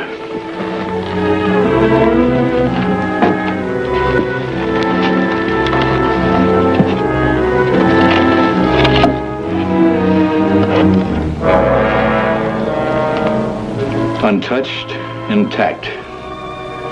The exact sum I buried there the day I arrived in Twin Rivers. I know what's on your mind, Mr. Bonner. Why don't I just give it to them and wash my hands of the whole affair? I cannot. They cannot be allowed to carry out this mad plan. The war's over and done. What happens if you continue to refuse? When the second messenger fails to return, they'll dispatch a third.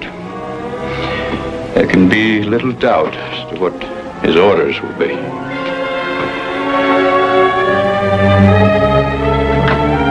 How do you do? How do you do? My name is Frazier. Mayor Wheeler asked me to stop by. Oh, just a minute. Sam, do you want to talk to Mr. Frazier? Frazier? He says you asked him to stop by. Oh, yes, the gun salesman. Yes, Florence, please ask him to come in. Won't you come in, Mr. Frazier? Thank you, ma'am.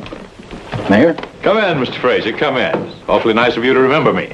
Well, if you two are going to talk about guns, I'll leave. It's no place for a woman. Why don't you sit down, Mr. Frazier? Thank you. But before I do, I'd like to show you one or two of our latest models. You might find something here that you'd like to add to your collection. Let's see. What have I got to show you? Yes. Single action.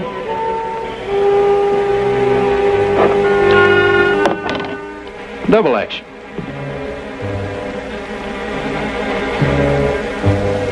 I'm afraid my collection is rather complete just now, Mr. Frazier. Doesn't have one of these, sir. This isn't everybody's gun, Mayor. This is special. A limited edition, manufactured under the strictest supervision.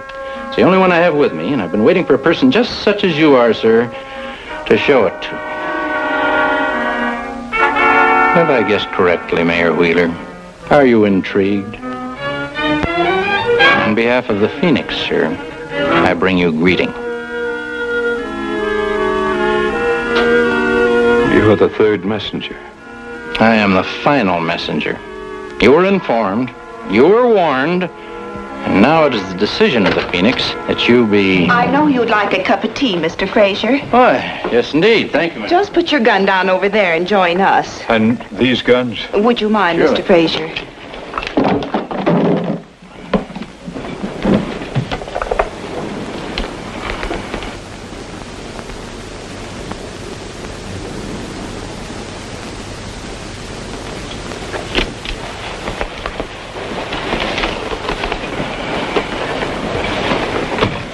Now, we can all sit down and have our tea.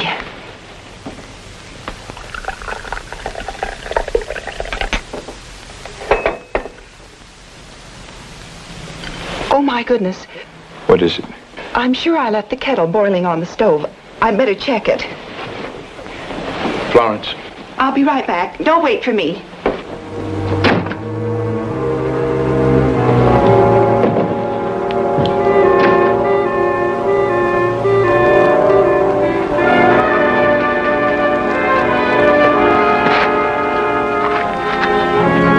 Oh, Mr. Bonner! Mr. Bonner! Mr. Bonner, that Mr. Frazier, he's in there with Sam. He's one of them. From the Phoenix? Yes, he's going to kill him. Oh, please, come quickly. Afternoon, Mr. Bonner. Coming to see the mayor? That's right. Mrs. Wheeler, thank you for the hospitality. Good day. Sam, thank heavens. Thank heavens. You knew who he was. I know everything, Sam. About the flags, and the gold, the messengers. What you've done and what they've done to you. But I never told you about... I know. You've kept this secret all to yourself for all these years. But that first messenger didn't know that. He told me everything. You see, I pretended not to know what you were talking about when you asked about the man with the Virginia accent. How was I to know who you were? Yes, ma'am, I see. Sam, I thought he'd killed you. No, dear. Not yet. They're remarkably fair-minded, my old comrades. They want to make absolutely sure that I'm guilty before they execute me. They've given me until nightfall to produce the gold, get ready to return. If I refuse... Mr. Bonner, what am I to do?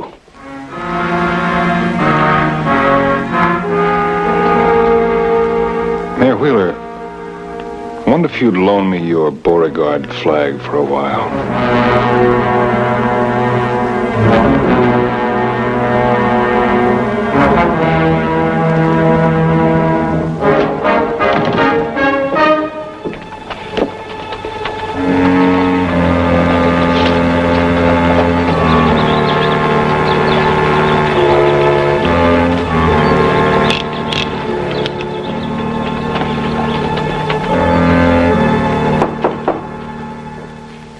Come in. Welcome, Mr. Bonner. Oh, Mr. Fraser? Bang, bang. Let me pour you a drink. Thanks, I like that.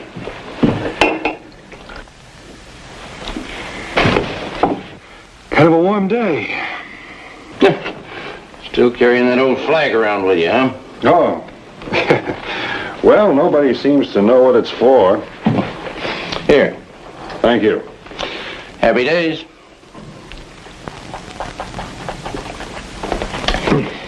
Guess we'll never find out who that dead man was.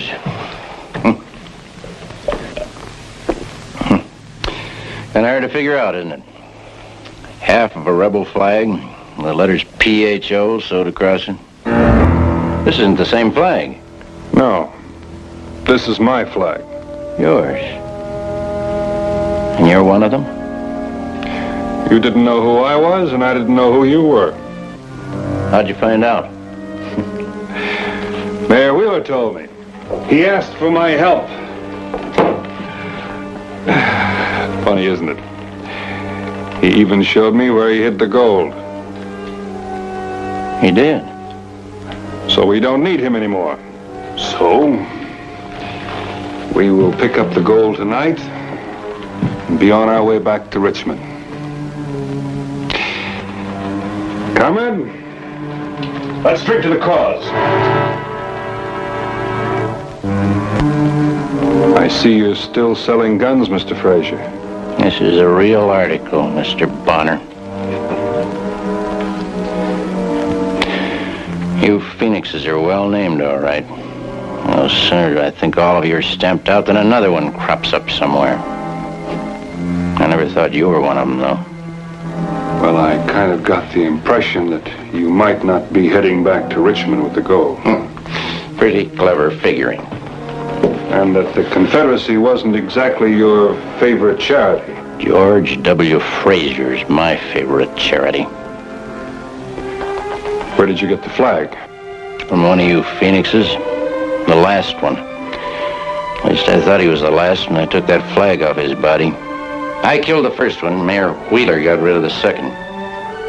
And now there's just me, and you, and Mayor Wheeler. And all that gold to be had for the taking. And you're so clever at figuring, maybe you can figure out just who's gonna do that taking.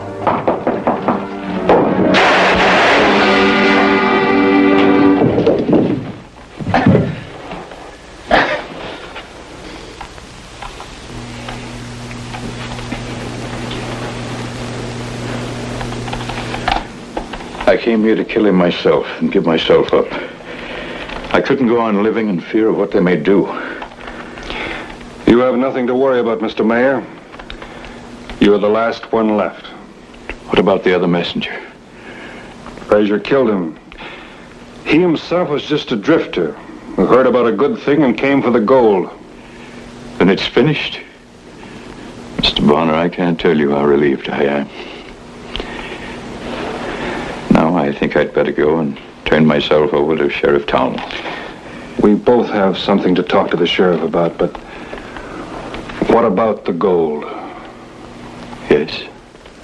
Well, the war left a lot of women without husbands, a lot of children without fathers, both the North and the South. Mr. Bonner, I believe I can trust you to see that it serves a worthy cause. That's a job I'd like, sir.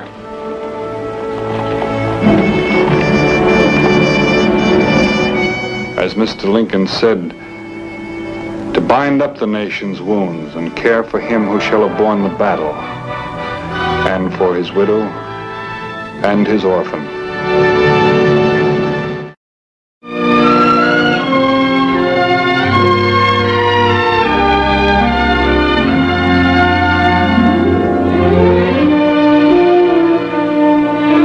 Country with thick, rich veins of the yellow stuff in the surrounding hills.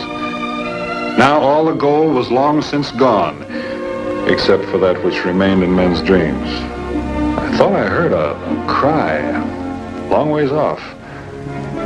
Could have been an animal. Then it could have been something else. We ain't got time for any more of that.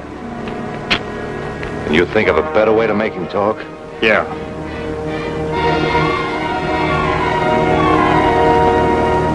One sure way. Now listen to me, old man, because I'm only going to ask you this one more time.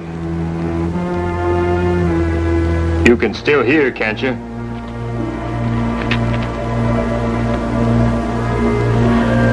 I can still hear. That's good, because maybe now you can stay alive.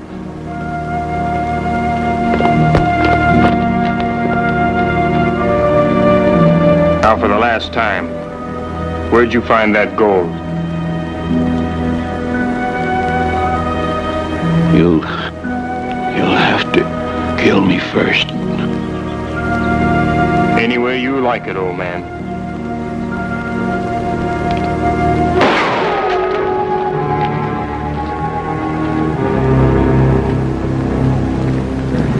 Vent, Bonner. Drop the gun, easy. Well, the next one goes right between your eyes.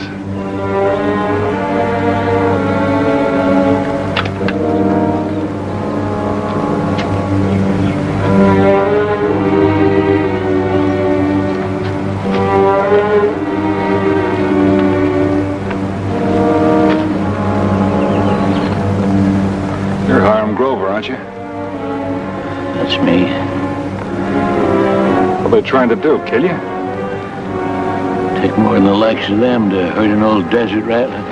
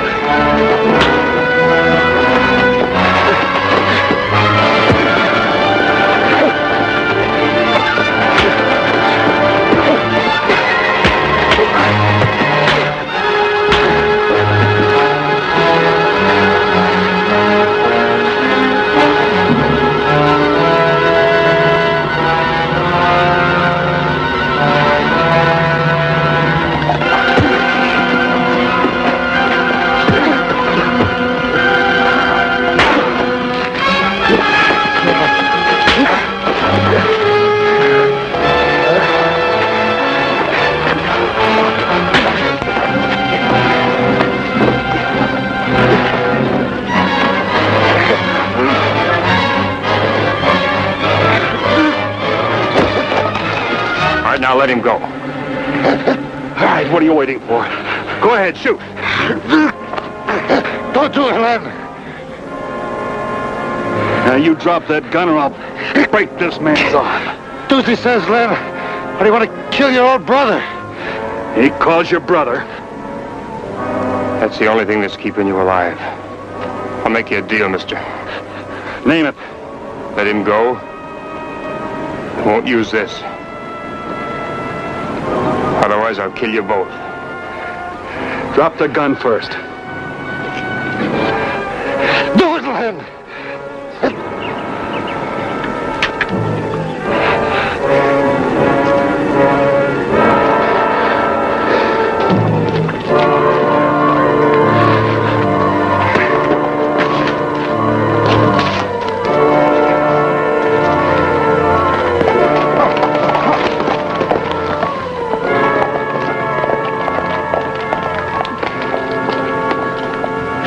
Give you a hand, Hiram?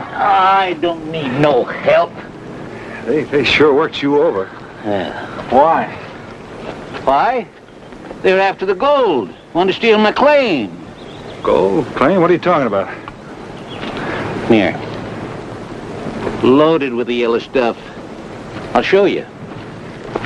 The best ore I've seen in 40 years of looking. Yes, sir. Ore that'll make a man's eyes pop right out of his head. You mean rock, don't you, Hiram? No, I don't mean no such darn thing. I mean ore. Now, look, old-timer, everybody knows that these hills were cleaned out over 20 years... No, wait a minute. That ain't so. It ain't played out. It's just harder to find. Well, maybe you found something, but you sure... Gold? I say it's gold. If this here yellow stuff I've got here don't assay out over $1,000, I'll eat mule steak on Sunday. $1,000? Yes, and that ain't all. I'll just bet that this vein I found will deliver more gold in 1 year than all they ever took out of California. All right, Hiram, Yeah, all right. Yeah. If anybody deserves getting a strike, you do. You've been looking longer than anybody I know. Yeah, 45 years, Bent. Yeah, 45 years come winter. I told them people in Clay City that there was still gold in them near mountains. I could smell it. Would they believe me? No, they said old Hiram was touched, that his brains was rattling from too much sun. Well, they'll start braying a different song now. Fools. You think that I don't know gold when I see it? Well, anyone can make a mistake, even an old-timer. It ain't no mistake, you young fool. This is the real thing. All right, Hiram, all right. You need any help getting to Clay City? No, I know more shortcuts than you do. I'll be into town before you're into bed. Yes, and you can tell them people in Clay City that Hiram Grover struck it rich. I'll tell them. And see what they say about that. I'll tell them. Yeah, you just tell them. Even if I'd felt like telling anyone, I knew no one would believe it. Not any more than I believed it myself. Anyway, the sun was going down when I got to Clay City. It was coming on Saturday night, but after roundup time at the Circle G, all I was thinking about was a feed for Scar and myself and 10 good hours of sleep between clean, cool sheets. Who is it? Hiram Grover, I gotta talk to you. It's important. Oh. Come on in, Hiram. Vint, if the whole world isn't chock full of sidewinders, horn toads, and rattlesnakes. No, wait, just a minute. What's the matter? Oh, Enos Wilson is what's the matter? You mean that man that runs the assay office? Yeah, he couldn't tell a gold nugget from a tea kettle. Well, what you mean? He told you that the stuff you brought in isn't any good, is that it? No, that's the trouble. He didn't say nothing, one way or the other. Well, then, what are you ranting around about? You see, by the time I got the burros back into town, it was most 7 o'clock, and Enoch was closing up the assay office. And it's a very good time for closing. And speaking of closing, Hiram... I left them 3 sacks of gold with him and told him I wanted a report as soon as possible, and you know what he told me. Said I couldn't get a report till Monday. Well, isn't that natural, tomorrow being Sunday? Yeah, that's the same excuse he tried to hand me, the lying skunk. Hiram, in case you don't know it, Sunday has a habit of coming after Saturday. Vint, would you listen to me? Hiram, everybody's been listening to you for years. All the times you've claimed to have struck it rich. If once, just once, you weren't convinced that this was it. But, Vint, this is it. Oh, Hiram, not again. Not again. No, it's gold. It's gold, I tell you, Vint. Hiram, all right. If it's gold, couldn't you wait till Monday? Well, I can wait. I've waited for 40 years. But what I don't like is a pack of lies being told. By the little fella at the assay. Yeah. I left my gold with him. Had no choice. Got me a bowl of beef stew at O'Brien's, and then I come back to see about the burros. So I peeked in the window, and there was Enoch sitting at the counter, testing my 3 sacks of gold. All right, so he was testing your gold. That doesn't prove anything. Oh, don't you see, Vint? He's fixing to take my gold for himself. As soon as he finds out how valuable it is, he'll do some substituting, and I'll wind up with 3 sacks of plain rock when I come in to see him on Monday. Look, if you're so upset about this, why don't you go to him? Ask him straight out. He's probably got a simple enough explanation. Well, I'm going to, and that's why I want you to go along. Go along? Vint, I need help. I ain't as young as I used to be, and you know what this strike means to me. Now, you don't want to see somebody swindle me out of it, do you? No, Hiram. Well, all right. Come on, we ain't got all night. Well, give me a chance to get on some clothes. Howdy, Enoch. There they are. Them's my sacks. Well, surely your sacks, Hiram. You see, he ain't even denying it. You've gone out of your mind, or... I'll ask the questions, and you'll do the answering from now on, Enoch. And you better not lie in front of Vint Bonner here, either. Uh-huh. Yeah. I thought you said that you couldn't assay this ore until Monday. Well, what if I did? Well, it appears like you sort of changed your mind on it. Vint, would you know what's the matter with him? Well, yes, I've got a fair idea. There ain't nothing the matter with me. I can still take care of any skunk that tries to cheat me out of my gold. What? Who you calling a skunk? You. And if you ask me, it sure fits. Why, you dried up little donkey pusher, I can know you were... Now, wait a minute! Before one of you old fighting cocks throws your back out of place. He can't talk to me that way. I'll talk to you any way I like. No, you can't, Hiram. Not unless you can prove what you're talking about. Proof? Why, if I was trying to cheat him, would I have sent word for him to come by and pick up his assay report tomorrow morning? You sent word? Ask Mike O'Brien, you old horsehead. Went by the cafe myself looking for you. You'd already left. So I told him if he saw you to give you the message. You told Mike? Well, Hiram? Well, doggone it, Vint, how was I to know?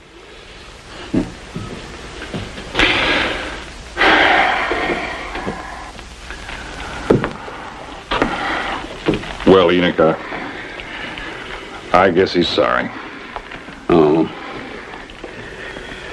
What did change your mind? Why did you decide to make your essay tonight instead of Monday? He's been bringing me samples to assay for more years than I can remember. Usually it's low-grade stuff, too thin with weight and hardness to even bother about. A little better than fool's gold. But this time he seemed more anxious than usual. And then, too, this is definitely more promising. So I figured I'd just get right at it instead of waiting until Monday morning. Enoch. What do you want, you old fool? Enoch, what is it? Is it gold, Enoch? Is it gold? You think he might have stumbled onto something? I can't say positively yet. I still got to make a couple of tests. But it looks like maybe it's gold. Gold? I found it! I found gold! Yippee! I found gold! Yippee! I found gold! I found it! Evening, gentlemen. Who are you? Never mind. Grab some air. All 3 of you. I see here, You too, old man. I guess you didn't expect to see us again. I just start reaching. I guess this time there'll be no problem killing you. You run this place? Well, I do the assaying. Then open the safe. Well, there really ain't nothing... Never mind, Stolen. Get it open. It was real nice lugging this in for us. You leave that alone, you hear? Take it easy, Grandpop. Feels real heavy. That all belongs to me. You got no right to it. I guess you just don't hear good.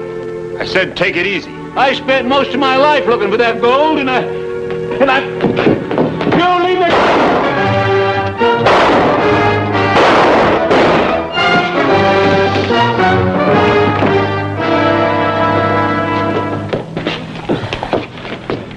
Hiram, let me see.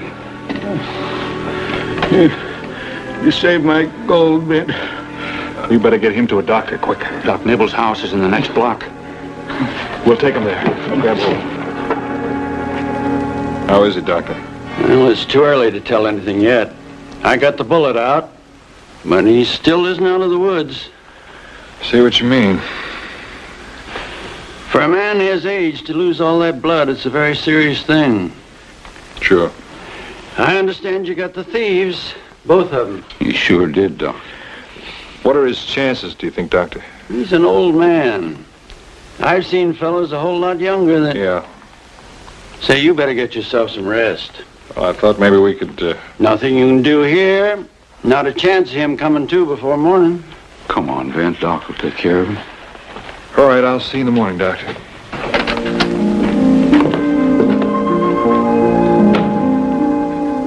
I guess I didn't know how tired a man could get. Anyway, I slept till after 10 the next morning. Or maybe it was because I just didn't like the thought of going to Doc's to find out how Hiram was. I started to head for Doc's anyway. Then I passed the assay office, and though it was Sunday, I saw Enoch in there. Howdy, Vin. Morning, Enoch. Well, I see you got the place all straightened up. Oh, yeah, Sheriff Jay and his deputy took care of that. I was, I just came back from seeing Hiram. Oh. Is he... No, but sure don't look good. It's kind of sad. Just when he seems to have found what he's been looking for all his life. You know, I couldn't sleep last night after all that fracas, and so I came back here and I finished up all the work on Hiram's samples. This it? Yeah.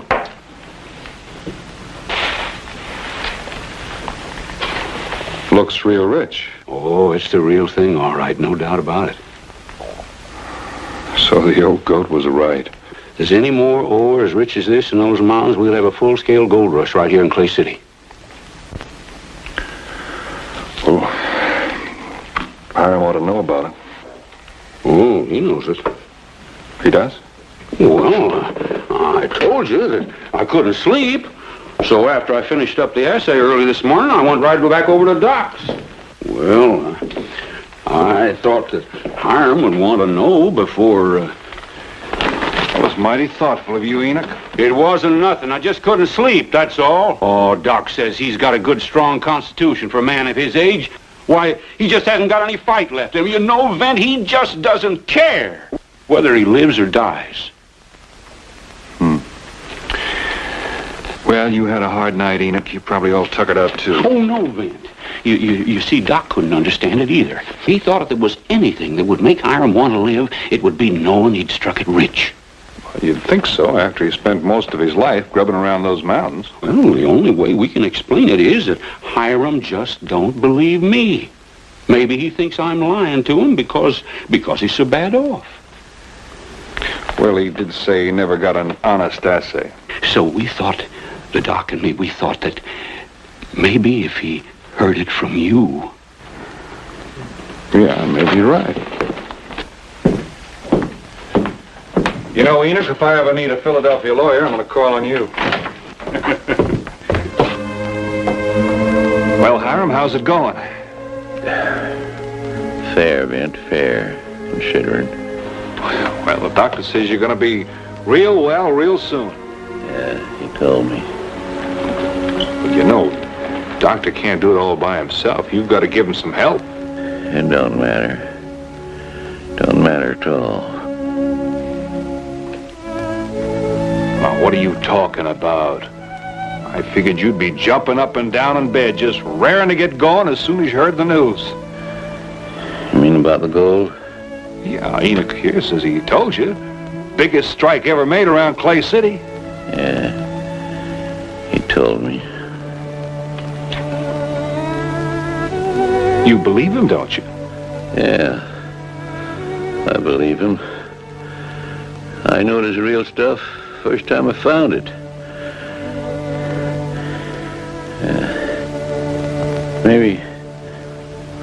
Maybe that was the sign. The sign? Yeah, Vint. My life's over. 45 years I looked for that yellow stuff. And now that I've found it, it don't leave no reason to keep on looking. No reason at all. Oh, after all those years, I'm tired, Vint. Awful tired. But Hiram, you're going to be a rich man, a very rich man. Oh, you think that's why I was hunting for gold? Because it'd make me rich? Well, when I was younger, maybe that was the reason.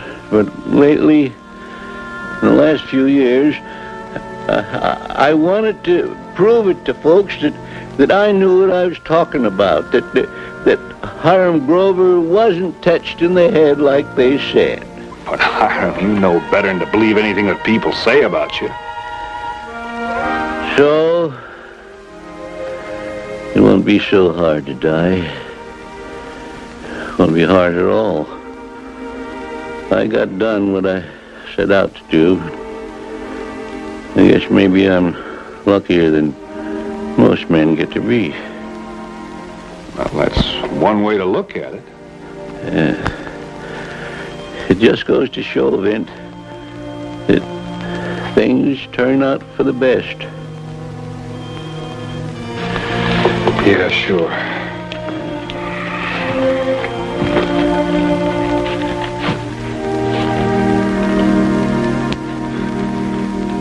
Well, I guess Enoch here did the right thing. What's that? Oh, nothing. You get some rest. Now, just a minute, Vint Bonner. What'd you start to tell me about Enoch Wilson doing something? Now, finish it up, what you're going to tell me. Go on. Hiram, I don't want to get you upset, so you just get some rest. Great jumping Jehoshaphat. Don't you worry none about me getting upset. I can take care of myself. Now, what was it you're going to tell me? Well, Hiram, you were so weak and so feeble, you can hardly blame Enoch here for feeling sorry for you. Feeling sorry for me? Enoch Wilson feeling sorry for me? Well, anyway, I guess that's the reason he felt he had to tell you that... You don't mean he was lying to me? That ore that I brought in wasn't full of gold? No, I didn't say that. Great balls of fire. Why, you low-down skunk. Of all the low-down double-crossing... You're a sick man, and you better get... Sick man, am I? I'll show you how sick I am. So, it wasn't true, huh, about my strike? Now, Hiram, a man in your condition... My condition? They thought I was going to die. And then they were all going to have a laugh on me, huh? Well, I just ain't going to be that obliging. No, sir. I'm going to get well if it kills me. I'll do it in spite of people. And tell me about these things. And I'll find gold. Yes, sir, I'll go out and find it in them there mountains where I said I'd find it. Yes.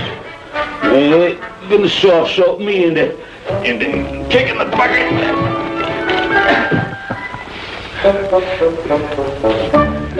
Hey, Doc, come here. Oh! Looks like your patient made a miraculous recovery. You just tell them, Vint, that if they're thinking anything like that, they'd better start thinking... Oh, drat it. They'd better start thinking different. Well, sir, by the time Hiram got well and found out he was responsible for a genuine gold rush, there just wasn't much he could do about it. Then the way the money poured in, faster than Hiram could spend it, no matter how hard he tried. Sure went in for some fly-by-night schemes, though. Like organizing a prospecting expedition to go to Alaska, someplace called the Klondike. Who'd ever find gold in a place like that?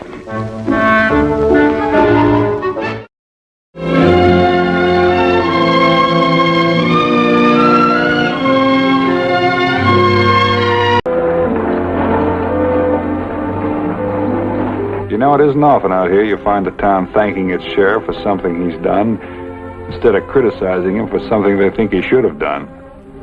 That's why when I got word that the folks in Little Beaver were giving my old friend Jebediah Barnes a gold star for 40 years of service to the town, I decided it was something I had to get in on.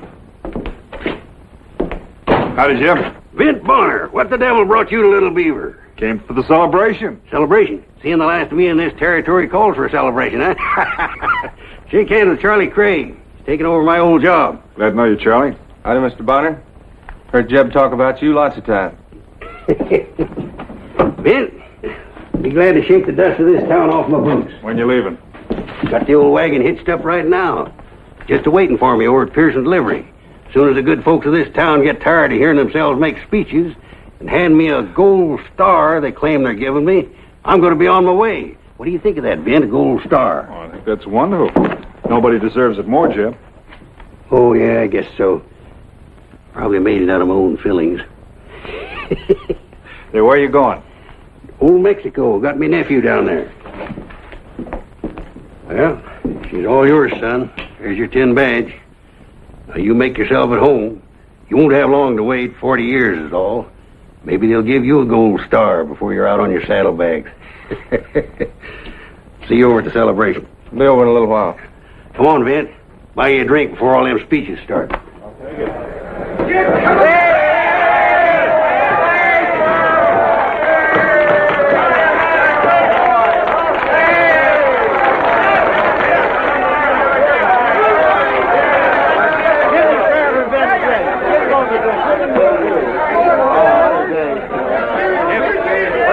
Just be a farmer. It's a big time for you, sir.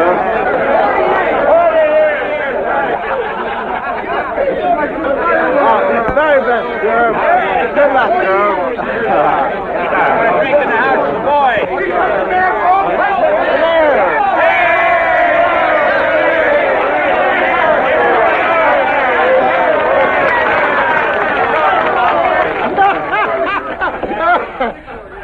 What are you doing in here, Jeb? Just wetting my mouth a little, Mayor. I know you, when you get to wading into one of them speeches of yours, man could perish of thirst before it's over. Well, maybe we better get started so I can give you that gold star and see the last of you, huh?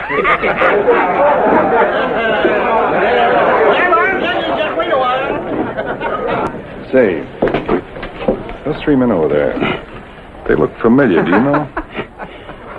Reckon I ought to have sent them all to penitentiary once. They served their time. That one in the middle is Sam Baggett. The other two are his pals. Wingo Jenner and Bill Cowan. Used to be real ornery. What do you suppose they're doing in town?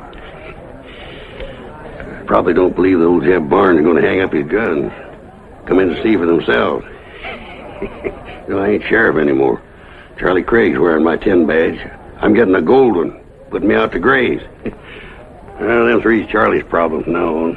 Now, my friends, if I was to stand up here and start trying to tell you the list of things that Jeb Barnes has done for this town during the 40 years he's been our sheriff, if I was to underline the times he's risked his life serving us, or if I was to give you item by item of the perils he's undergone, bringing law and order to the frontier, or keeping peace and dignity in this community, or more than likely I'd be up here most of the night doing of it. You're going to be up there half the night not doing it.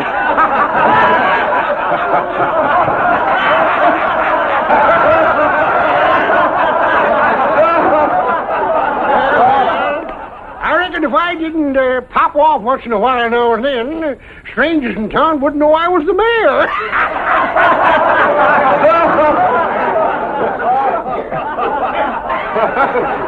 Well, this isn't a big town. It isn't a rich town. But we got a big heart here in Little Beaver, my friends. But we ain't got a big bank account. And it wouldn't be fitting to let Jeb hang up his holster and walk away from here without some little token of this town's appreciation and gratitude. And so, So we got together, some of us that is, and we scraped together all the funds we could lay our hands on. Legal, that is. And so finally well, where in the name of... I put it up here near my brains, so naturally I forgot all about it. Well, now we've had our laughs. Now let's get serious. Pretty thing. I don't reckon it's more than about $7 worth of gold in this here thing, you know. But heck, this town could never pay Jeb Barnes for the price of 40 years of service. Now, none of us gonna live forever. And after we're all dead, gone, and forgot, the people who come after us, they're the ones who's going to remember the name of Jebediah Barnes, one of the best men the West will ever see. Well, Jeb, better come on up here before I make a fool of myself and blubber right out in public. Say, Sheriff, did you notice those men that left here a few moments ago? Yeah, what about it? Well, I just saw them going to the bank. Maybe you ought to take a look. Well, the bank's open for business, Mr. Bonner. That's right. I'm probably being silly. There you are. Well, turn it over, Jeb. Read out what it says. When all our...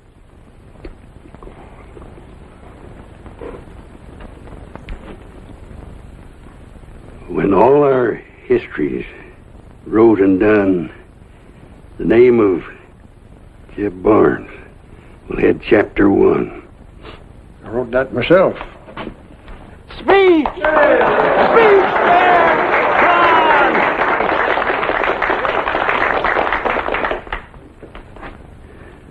Folks, I never been much for making speeches.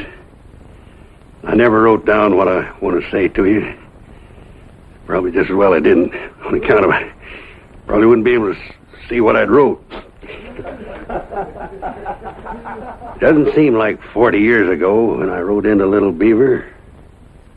Most of the time these last few years, doesn't seem like I was ever 40 years younger than I am right now. So after everything's over and done, I just want to say this. When I came to Little Beaver, there was nothing here. I didn't amount to much either. 40 years later, Little Beaver's a city. I'm an old man. Me growing old had anything to do with Little Beaver growing into a city. I guess it's about all one man can do in this life. I don't need any reward for doing it. If I have any reward coming, I guess the good Lord will see that I get it one of these days.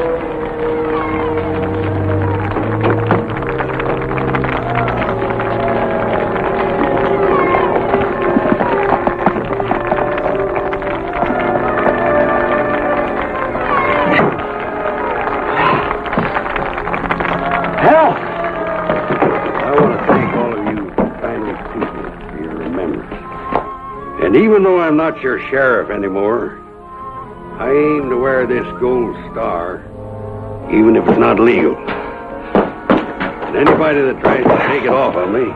Help!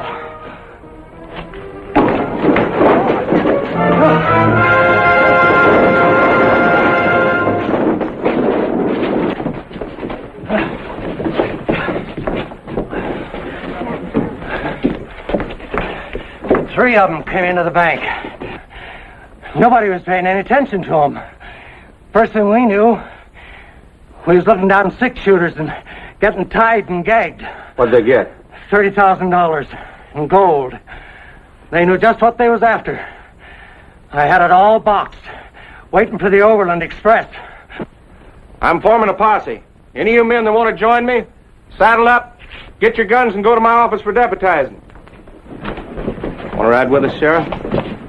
Sheriff, me? Well, I'm just an old goat with a gold star, sonny. Buckboard's about all these old bones can handle. Oh, you go ahead and bring them bank robbers in. Don't ever let me hear you complain you didn't have anything to do the first day on your job. Suit yourself, but I better get started before they get clean away. Good luck. Well, Jeb, it looks like you're about right. They were just waiting for you to resign. They didn't wait long enough. They could outroad an old codger like me easy. Charlie Craig will have him behind bars before sundown. Sundown's not far away. Hey, you're right, Vin. I got about 250 miles of traveling between me and my nephew.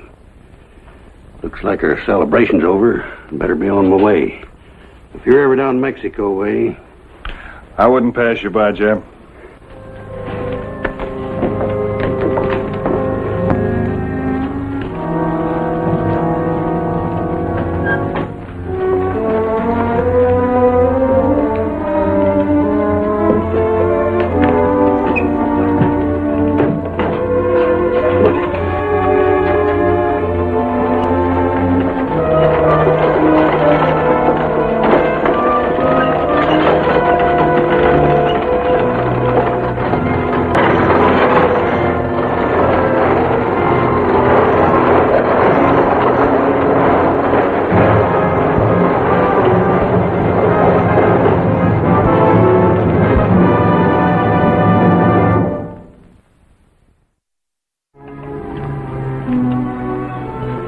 I don't like laying around so close to the road. There's probably a posse heading this way already. What if there is, Wingo? You got nothing on us a posse would be interested in? We got our gold coming by Pony Express. Right in the spot nobody is think of looking for it.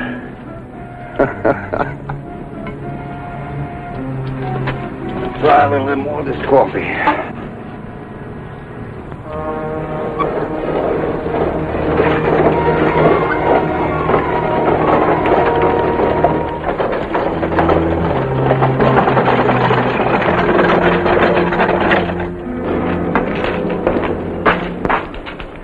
Is it all right, Mr. Bonner? I thought I'd move along.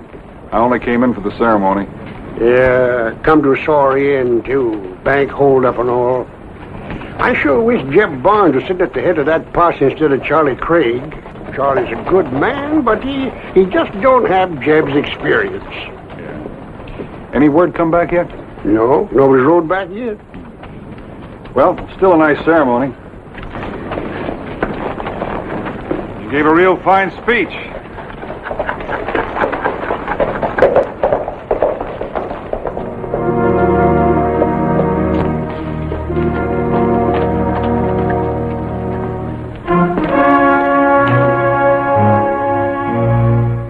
Looked to be 3 sets of prints. No reason to believe they were the bandits' hoof marks. But if they were, it meant they'd double around after leaving town. And that meant that Charlie Craig's posse was riding its head off in the wrong direction.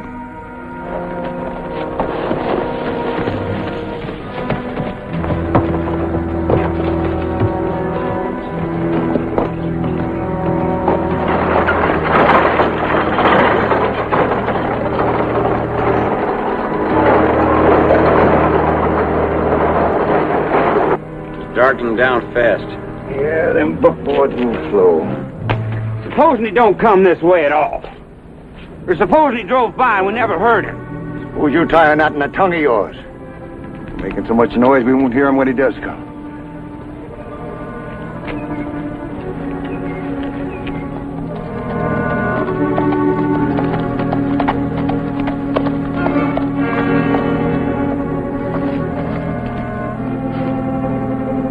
Wagon tracks. I thought of Jeb and his buckboard heading down toward Old Mexico. Only these tracks were going north. That meant either it wasn't Jeb, or else Jeb wasn't going to Mexico at all. Or was Jeb on the trail of the bandits? One old man striking out against 3 armed killers. And Charlie Craig's posse halfway to midnight in the other direction.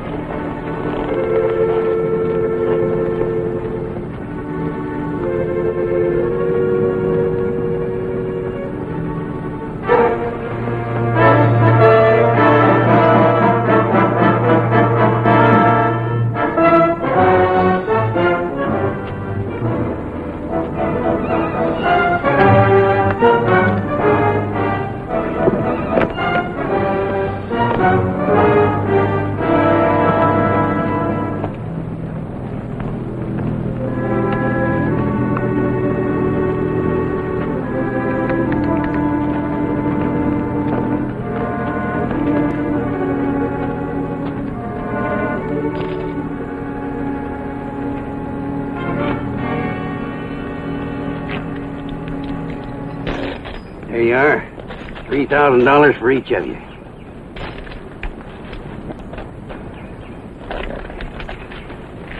Well, is the agreement carried out? Is everybody satisfied? I think everybody's satisfied, Jeb. Sure. Well, I guess maybe everybody ain't. You got a problem, Wingo? Maybe I have. You got your $3,000, same as you agreed, same as the others. I know what I got. How much money was in that tin box? It's 30, wasn't it? That's right. 30. We got 3 each. That makes 9. Leaving 21,000 for himself. We done all the work, and he did all the taking. Listen, you got every penny you signed on to get.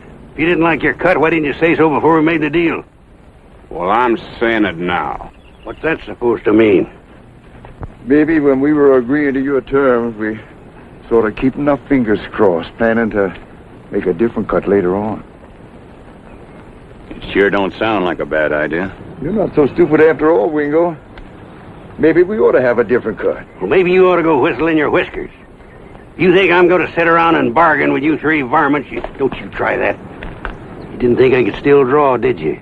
I knew who I was picking when I picked you 3. I know who's against me now. Now you do as I tell you. Get your stuff and get out of here.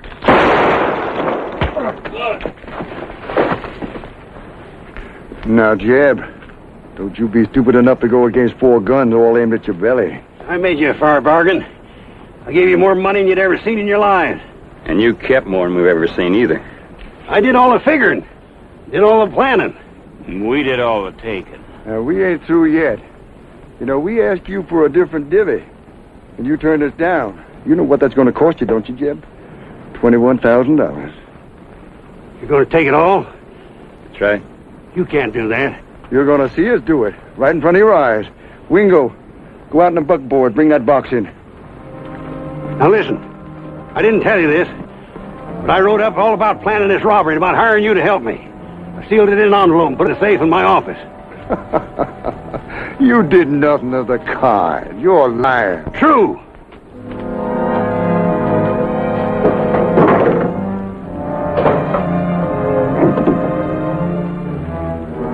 You know, you don't want the folks in Little Beaver to find out their respected sheriff is nothing but a common thief.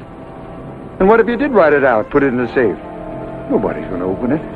On account of nobody's ever going to know anything ever happened to you.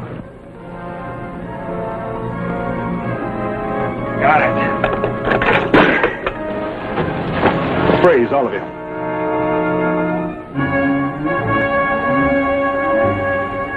I trailed him here, Vin. Picked up the tracks about 2 miles down the road. They got the drop on me when I went for them. I'm sorrier than I can say, Jeb. I've been back there quite a while. I heard a lot. Now drop the guns, all of you.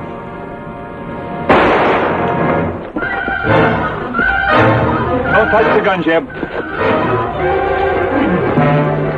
3-1 against you, Vince. You'll need help. Till I know better, there's 4-1. I wouldn't do anything to harm you, Vince. Come on over here.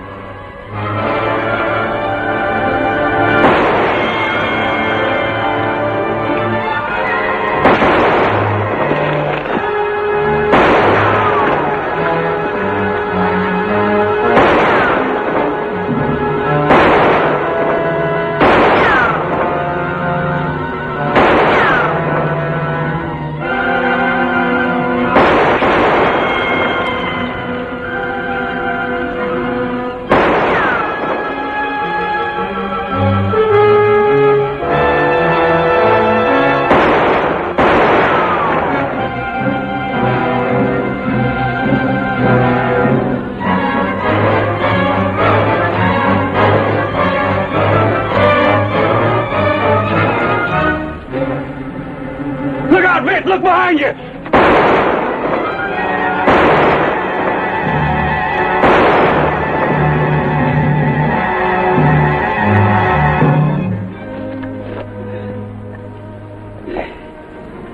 That one did it, Red. That one did the job. I got some water, Chip. Don't waste it. Spent 40 years protecting him. driving the rustlers off their ranges, fighting the Indians that tried to burn their houses, protecting them while they made themselves rich. That was your job. I did my job. I was paid a sheriff's salary. While they was getting rich, I had to save up to buy a new pair of boots. And when it was over, time to retire. So long, Jeb. Thanks, Jeb. You're the gold star, Jeb. Now you run along.